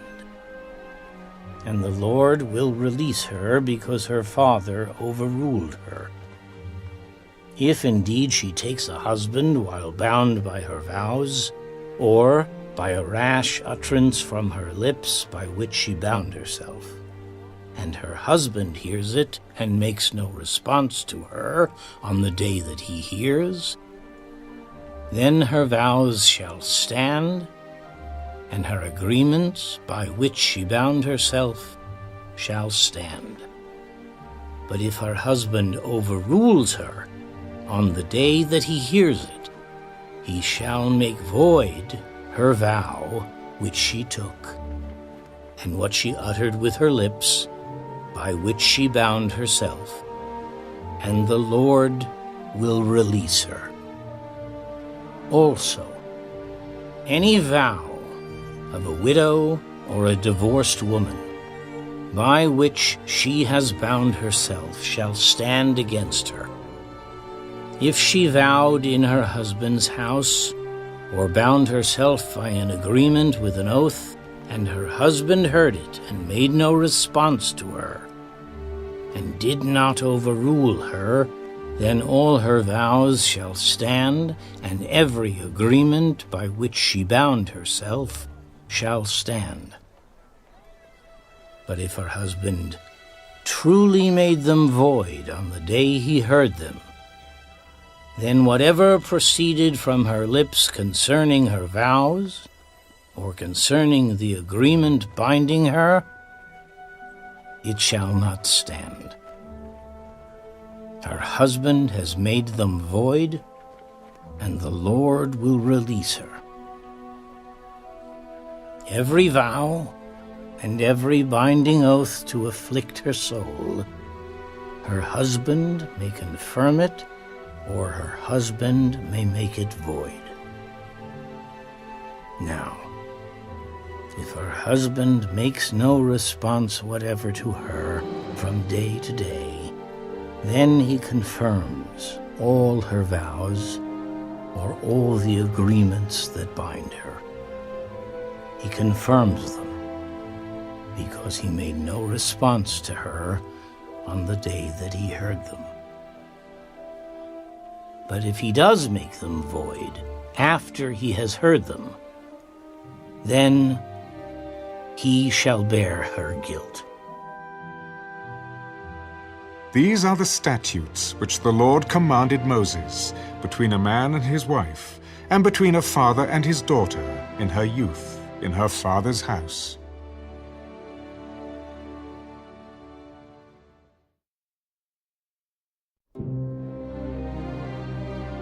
And the Lord spoke to Moses. Take vengeance on the Midianites for the children of Israel.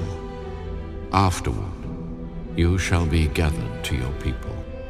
So Moses spoke to the people. Arm some of yourselves for war, and let them go against the Midianites to take vengeance for the Lord on Midian. 1,000 from each tribe of all the tribes of Israel you shall send to the war. So there were recruited from the divisions of Israel 1,000 from each tribe, 12,000 armed for war. Then Moses sent them to the war, 1,000 from each tribe. He sent them to the war with Phinehas, the son of Eleazar the priest, with the holy articles and the signal trumpets in his hand. And they warred against the Midianites, just as the Lord commanded Moses, and they killed all the males. They killed all the kings of Midian, with the rest of those who were killed, Evi, Rechem, Zur, Hur, and Reba, the 5 kings of Midian. Balaam, the son of Beor, they also killed with the sword. And the children of Israel took the women of Midian captive with their little ones, and took as spoil all their cattle, all their flocks, and all their goods. They also burned with fire all the cities where they dwelt, and all their forts, and they took all the spoil, and all the booty of man and beast.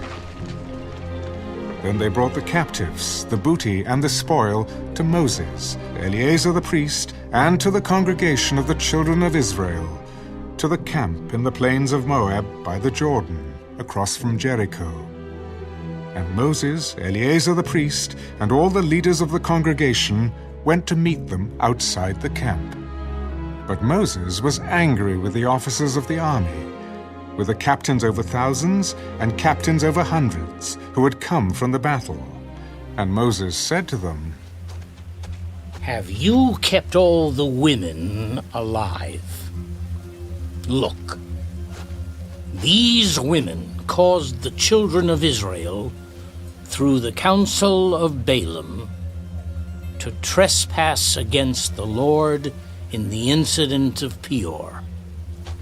And there was a plague among the congregation of the Lord. Now, therefore, kill every male among the little ones, and kill every woman who has known a man intimately. But keep alive for yourselves all the young girls who have not known a man intimately. And as for you, remain outside the camp 7 days. Whoever has killed any person, and whoever has touched any slain, purify yourselves and your captives on the 3rd day and on the 7th day. Purify every garment, everything made of leather, everything woven of goat's hair, and everything made of wood." Then Eleazar the priest said to the men of war who had gone to the battle, This is the ordinance of the law which the Lord commanded Moses. Only the gold, the silver, the bronze, the iron, the tin, and the lead, everything that can endure fire, you shall put through the fire, and it shall be clean, and it shall be purified with the water of purification. But all that cannot endure fire, you shall put through water, and you shall wash your clothes on the 7th day and be clean, and afterward you may come into the camp. Now the Lord spoke to Moses. Count up the plunder that was taken of man and beast, you and Eleazar the priest, and the chief fathers of the congregation, and divide the plunder into 2 parts, between those who took part in the war, who went out to battle, and all the congregation. And levy a tribute for the Lord on the men of war who went out to battle, 1 of every 500 of the persons, the cattle, the donkeys, and the sheep. Take it from their half, and give it to Eleazar the priest as a heave offering to the Lord. And from the children of Israel's half, you shall take 1 of every 50, drawn from the persons, the cattle, the donkeys, and the sheep, from all the livestock, and give them to the Levites, who keep charge of the tabernacle of the Lord. So Moses and Eleazar the priest did as the Lord commanded Moses. The booty remaining from the plunder which the men of war had taken was 675,000 sheep, 72,000 cattle, 61,000 donkeys, and 32,000 persons in all, of women who had not known a man intimately. And the half, the portion for those who had gone out to war, was in number 337,500 sheep. And the Lord's tribute of the sheep was 675. The cattle were 36,000, of which the Lord's tribute was 72. The donkeys were 30,500, of which the Lord's tribute was 61. The persons were 16,000, of which the Lord's tribute was 32 persons. So Moses gave the tribute, which was the Lord's heave offering, to Eleazar the priest, as the Lord commanded Moses. And from the children of Israel's half, which Moses separated from the men who fought, now the half belonging to the congregation was 337,500 sheep, 36,000 cattle, 30,500 donkeys, and 16,000 persons. And from the children of Israel's half, Moses took 1 of every 50, drawn from man and beast, and gave them to the Levites, who kept charge of the tabernacle of the Lord, as the Lord commanded Moses. Then the officers who were over thousands of the army, the captains of thousands and captains of hundreds, came near to Moses, and they said to Moses, Your servants have taken account of the men of war who are under our command, and not a man of us is missing. Therefore, we have brought an offering for the Lord, what every man found of ornaments of gold, armlets and bracelets, and signet rings and earrings and necklaces, to make atonement for ourselves before the Lord. So Moses and Eleazar the priest received the gold from them, all the fashioned ornaments, and all the gold of the offering that they offered to the Lord, from the captains of thousands and captains of hundreds, was 16,750 shekels. The men of war had taken spoil, every man for himself. And Moses and Eleazar the priest received the gold from the captains of thousands and of hundreds, and brought it into the tabernacle of meeting as a memorial for the children of Israel before the Lord.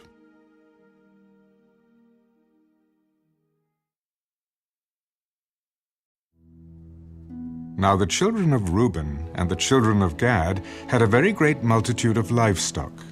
And when they saw the land of Jazer and the land of Gilead, that indeed the region was a place for livestock, the children of Gad and the children of Reuben came and spoke to Moses, to Eleazar the priest, and to the leaders of the congregation. Ataroth, Dibon, Jazer, Nimrah, Heshbon, Elealeh, Shebam, Nebo, and Beon, the country which the Lord defeated before the congregation of Israel, is a land for livestock, and your servants have livestock. Therefore they said, If we have found favor in your sight, let this land be given to your servants as a possession. Do not take us over the Jordan. And Moses said to the children of Gad and to the children of Reuben, Shall your brethren go to war while you sit here? Now, why will you discourage the heart of the children of Israel from going over into the land which the Lord has given them? Thus your fathers did when I sent them away from Kadesh Barnea to see the land.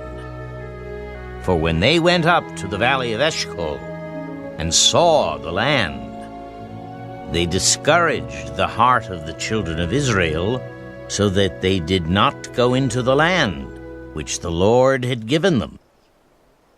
So the Lord's anger was aroused on that day, and he swore an oath, saying, Surely none of the men who came up from Egypt, from 20 years old and above, shall see the land of which I swore to Abraham, Isaac, and Jacob, because they have not wholly followed me, except Caleb the son of Jephunneh the Kenizzite, and Joshua the son of Nun, for they have wholly followed the Lord. So the Lord's anger was aroused against Israel, and he made them wander in the wilderness 40 years, until all the generation that had done evil in the sight of the Lord was gone.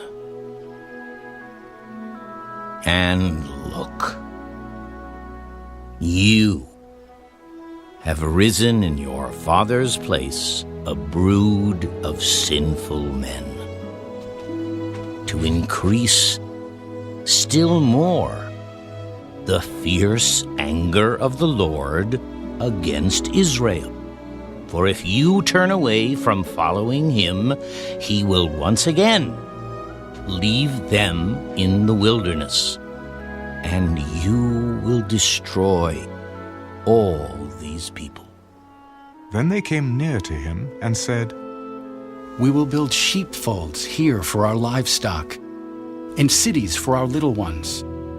But we ourselves will be armed, ready to go before the children of Israel until we have brought them to their place. And our little ones will dwell in the fortified cities, because of the inhabitants of the land. We will not return to our homes until every one of the children of Israel has received his inheritance. For we will not inherit with them on the other side of the Jordan and beyond, because our inheritance has fallen to us on this eastern side of the Jordan. If you do this thing, if you arm yourselves before the Lord for the war, and all your armed men cross over the Jordan before the Lord until he has driven out his enemies from before him, and the land is subdued before the Lord, then, afterward, you may return and be blameless before the Lord and before Israel. And this land shall be your possession before the Lord. But if you do not do so, then take note. You have sinned against the Lord, and be sure your sin will find you out. Build cities for your little ones, and folds for your sheep, and do what has proceeded out of your mouth. And the children of Gad and the children of Reuben spoke to Moses. Your servants will do as my Lord commands. Our little ones, our wives, our flocks, and all our livestock will be there in the cities of Gilead. But your servants will cross over, every man armed for war, before the Lord to battle, just as my Lord says. So Moses gave command concerning them to Eleazar the priest, to Joshua the son of Nun, and to the chief fathers of the tribes of the children of Israel. And Moses said to them, If the children of Gad and the children of Reuben cross over the Jordan with you, every man armed for battle before the Lord, and the land is subdued before you, then you shall give them the land of Gilead as a possession. But if they do not cross over armed with you, they shall have possessions among you in the land of Canaan. Then the children of Gad and the children of Reuben answered, As the Lord has said to your servants, so we will do. We will cross over armed before the Lord into the land of Canaan. But the possession of our inheritance shall remain with us on this side of the Jordan. So Moses gave to the children of Gad, to the children of Reuben, and to half the tribe of Manasseh, the son of Joseph, the kingdom of Sihon, king of the Amorites, and the kingdom of Og, king of Bashan, the land with its cities within the borders, the cities of the surrounding country. And the children of Gad built Dibon, and Ataroth, and Aroah, Atrath, and Shofan, and Jazer, and Jagbeah, Beth Nimrah, and Beth Haran, fortified cities, and folds for sheep.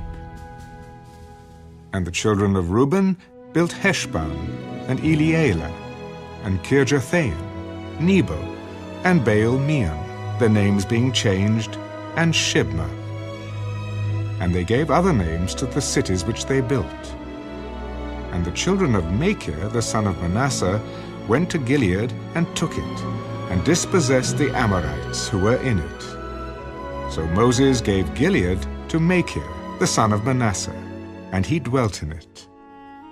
Also Jair, the son of Manasseh, went and took its small towns, and called them Havath-Jair.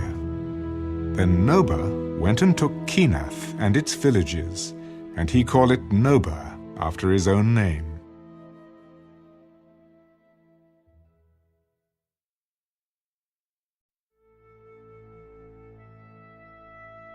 These are the journeys of the children of Israel, who went out of the land of Egypt by their armies under the hand of Moses and Aaron.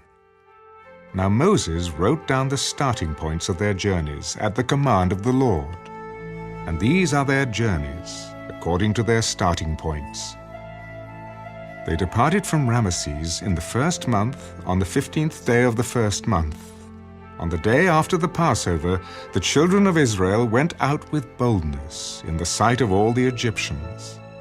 For the Egyptians were burying all their firstborn, whom the Lord had killed among them. Also on their gods the Lord had executed judgments. Then the children of Israel moved from Ramesses and camped at Succoth.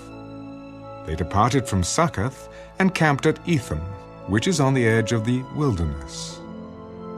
They moved from Etham and turned back to Pi-hahiroth, which is east of Baal-zephon, and they camped near Migdal. They departed from before Hahiroth and passed through the midst of the sea into the wilderness, went 3 days' journey in the wilderness of Etham, and camped at Marah. They moved from Marah and came to Elim. At Elim were 12 springs of water and 70 palm trees, so they camped there. They moved from Elim and camped by the Red Sea.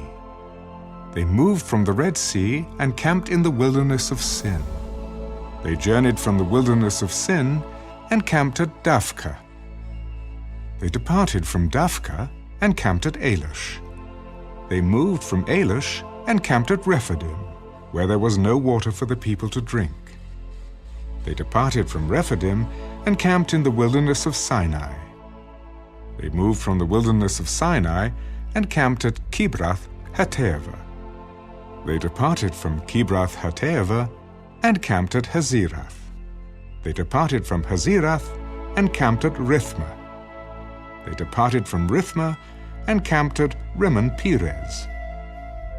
They departed from Rimmon-Perez and camped at Libnah. They moved from Libnah and camped at Rissah. They journeyed from Rissah and camped at Kehelatha. They went from Kehelatha and camped at Mount Shepha. They moved from Mount Shepha and camped at Harada. They moved from Harada and camped at Machelath. They moved from Machelath and camped at Tahath. They departed from Tahath and camped at Terah. They moved from Terah and camped at Mithcah. They went from Mithcah and camped at Hashmonah. They departed from Hashmonah and camped at Mosira.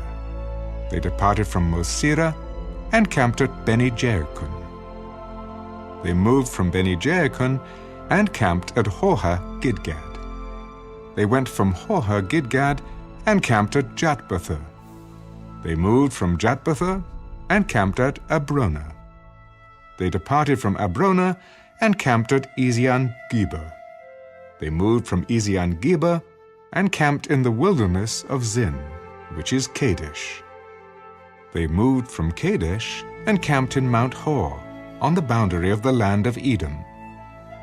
Then Aaron the priest went up to Mount Hor at the command of the Lord, and died there in the 40th year after the children of Israel had come out of the land of Egypt, on the 1st day of the 5th month. Aaron was 123 years old when he died on Mount Hor. Now the king of Arad, the Canaanite who dwelt in the south in the land of Canaan, heard of the coming of the children of Israel. So they departed from Mount Hor and camped in Zalmonah. They departed from Zalmonah and camped in Punon. They departed from Punon and camped at Obath. They departed from Obath and camped at Ije-Abarim, at the border of Moab. They departed from Ijim and camped at Dibon-Gad. They moved from Dibon-Gad and camped at Almon-Diblathaim. They moved from Almon-Diblathaim and camped in the mountains of Abarim, before Nebo. They departed from the mountains of Abarim and camped in the plains of Moab, by the Jordan, across from Jericho.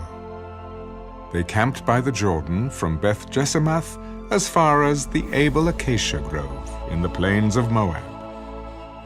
Now the Lord spoke to Moses in the plains of Moab, by the Jordan, across from Jericho, saying, Speak to the children of Israel and say to them, When you have crossed the Jordan into the land of Canaan, Then you shall drive out all the inhabitants of the land from before you, destroy all their engraved stones, destroy all their molded images, and demolish all their high places.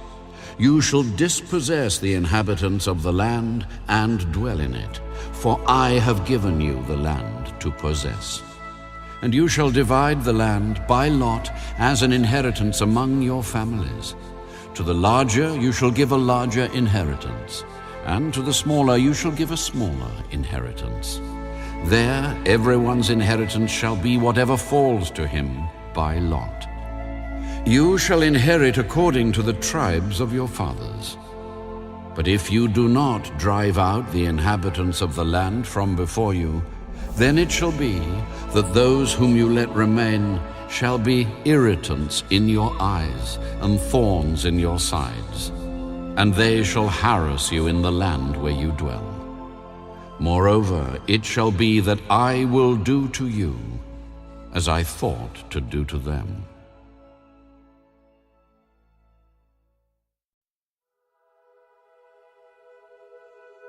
Then the Lord spoke to Moses. Command the children of Israel, and say to them, when you come into the land of Canaan, this is the land that shall fall to you as an inheritance, the land of Canaan to its boundaries. Your southern border shall be from the wilderness of Zin, along the border of Edom. Then your southern border shall extend eastward to the end of the Salt Sea. Your border shall turn from the southern side of the ascent of Akrabim, continue to Zin, and be on the south of Kadesh Barnea. Then it shall go on to Hazar Adar, and continue to Asmon. The border shall turn from Asmon to the brook of Egypt, and it shall end at the sea. As for the western border, you shall have the great sea for a border. This shall be your western border. And this shall be your northern border. From the great sea you shall mark out your borderline to Mount Hor. From Mount Hor you shall mark out your border to the entrance of Hamath. Then the direction of the border shall be toward Zedad. The border shall proceed to Ziphron, and it shall end at Hazar Enan. This shall be your northern border. You shall mark out your eastern border from Hazar Enan to Shepham. The border shall go down from Shepham to Riblah on the east side of Ain. The border shall go down and reach to the eastern side of the Sea of Kinnereth. The border shall go down along the Jordan, and it shall end at the Salt Sea. This shall be your land with its surrounding boundaries. Then Moses commanded the children of Israel, This is the land which you shall inherit by lot, which the Lord has commanded to give to the 9 tribes and to the half-tribe. For the tribe of the children of Reuben, according to the house of their fathers, and the tribe of the children of Gad, according to the house of their fathers, have received their inheritance. And the half-tribe of Manasseh has received its inheritance.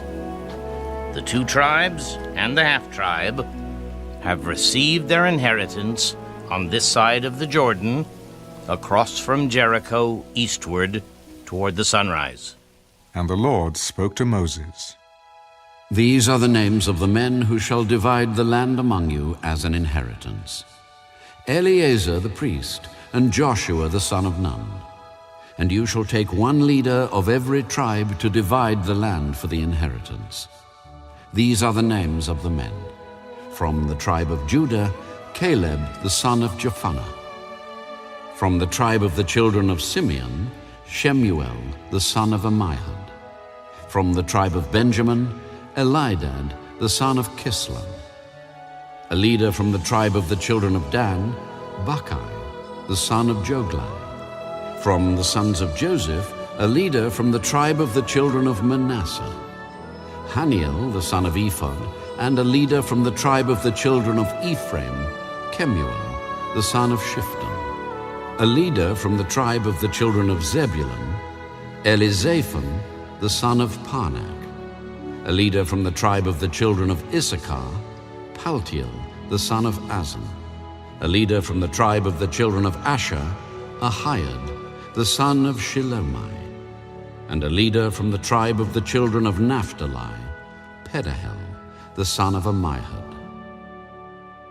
These are the ones the Lord commanded to divide the inheritance among the children of Israel in the land of Canaan. And the Lord spoke to Moses in the plains of Moab, by the Jordan, across from Jericho. Command the children of Israel that they give the Levites cities to dwell in, from the inheritance of their possession. And you shall also give the Levites common land around the cities. They shall have the cities to dwell in, and their common land shall be for their cattle, for their herds, and for all their animals. The common land of the cities which you will give to the Levites shall extend from the wall of the city outward 1,000 cubits all around. And you shall measure outside the city on the east side 2,000 cubits, on the south side 2,000 cubits, on the west side 2,000 cubits, and on the north side 2,000 cubits. The city shall be in the middle.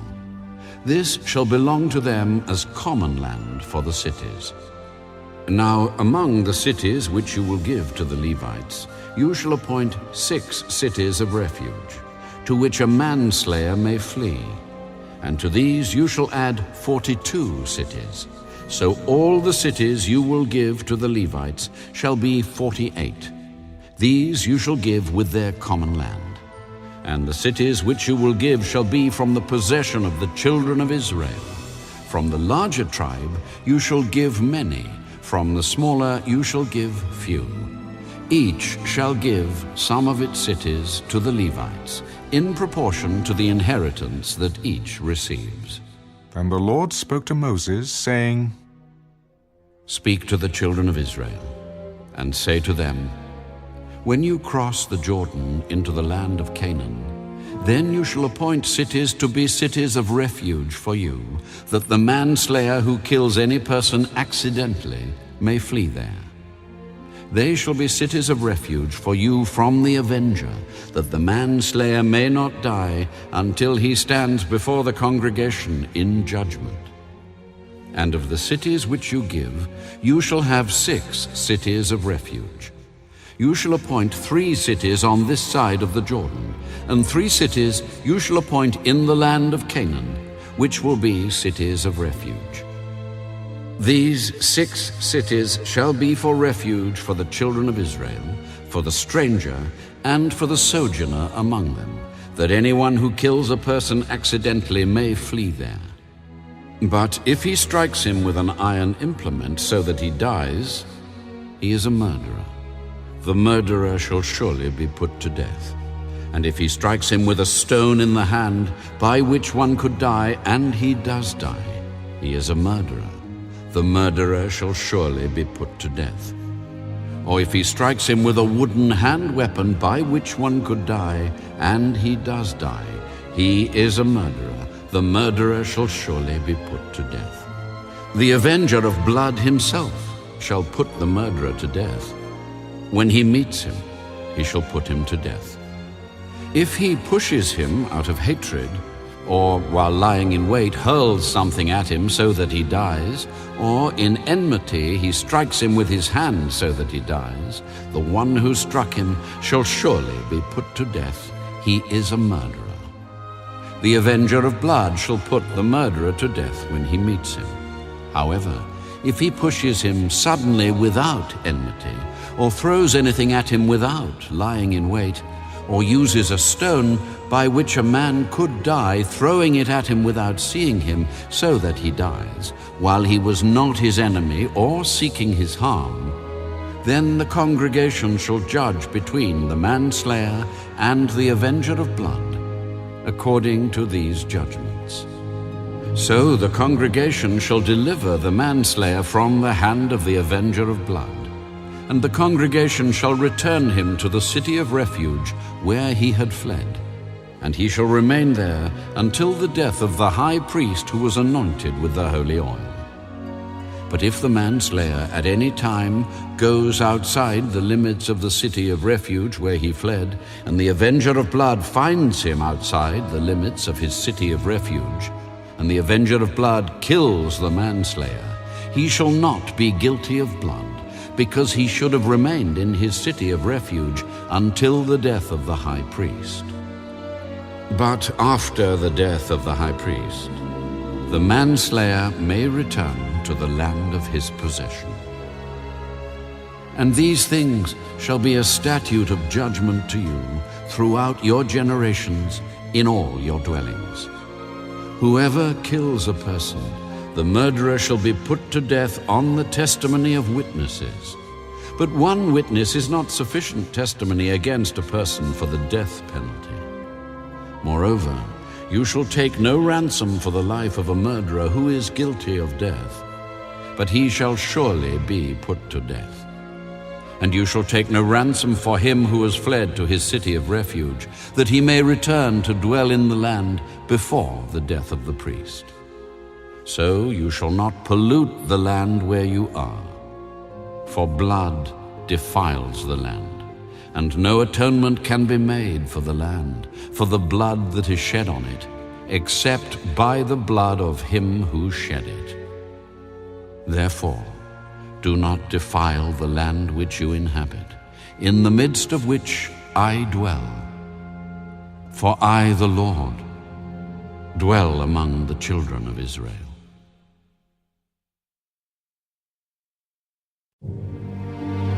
Now the chief fathers of the families of the children of Gilead, the son of Machir, the son of Manasseh, of the families of the sons of Joseph, came near and spoke before Moses and before the leaders, the chief fathers of the children of Israel.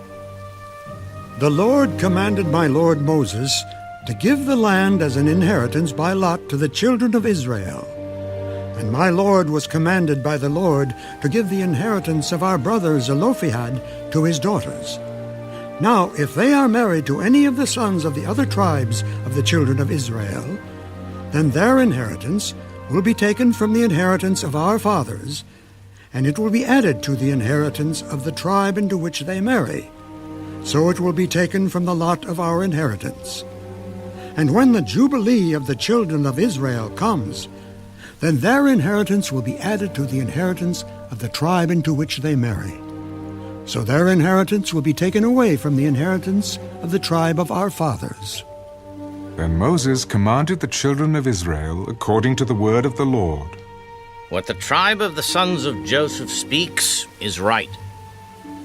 This is what the Lord commands concerning the daughters of Zelophehad, saying, "Let them marry whom they think best, but they may marry only within the family of their father's tribe." So the inheritance of the children of Israel shall not change hands from tribe to tribe, for every one of the children of Israel shall keep the inheritance of the tribe of his fathers. And every daughter who possesses an inheritance in any tribe of the children of Israel shall be the wife of one of the family of her father's tribe, so that the children of Israel each may possess the inheritance of his fathers. Thus no inheritance shall change hands from one tribe to another, but every tribe of the children of Israel shall keep its own inheritance. Just as the Lord commanded Moses, so did the daughters of Zelophehad. For Mahlah, Tirzah, Haglah, Milcah, and Noah, the daughters of Zelophehad, were married to the sons of their father's brothers. They were married into the families of the children of Manasseh, the son of Joseph, and their inheritance remained in the tribe of their father's family. These are the commandments and the judgments which the Lord commanded the children of Israel by the hand of Moses in the plains of Moab by the Jordan across from Jericho.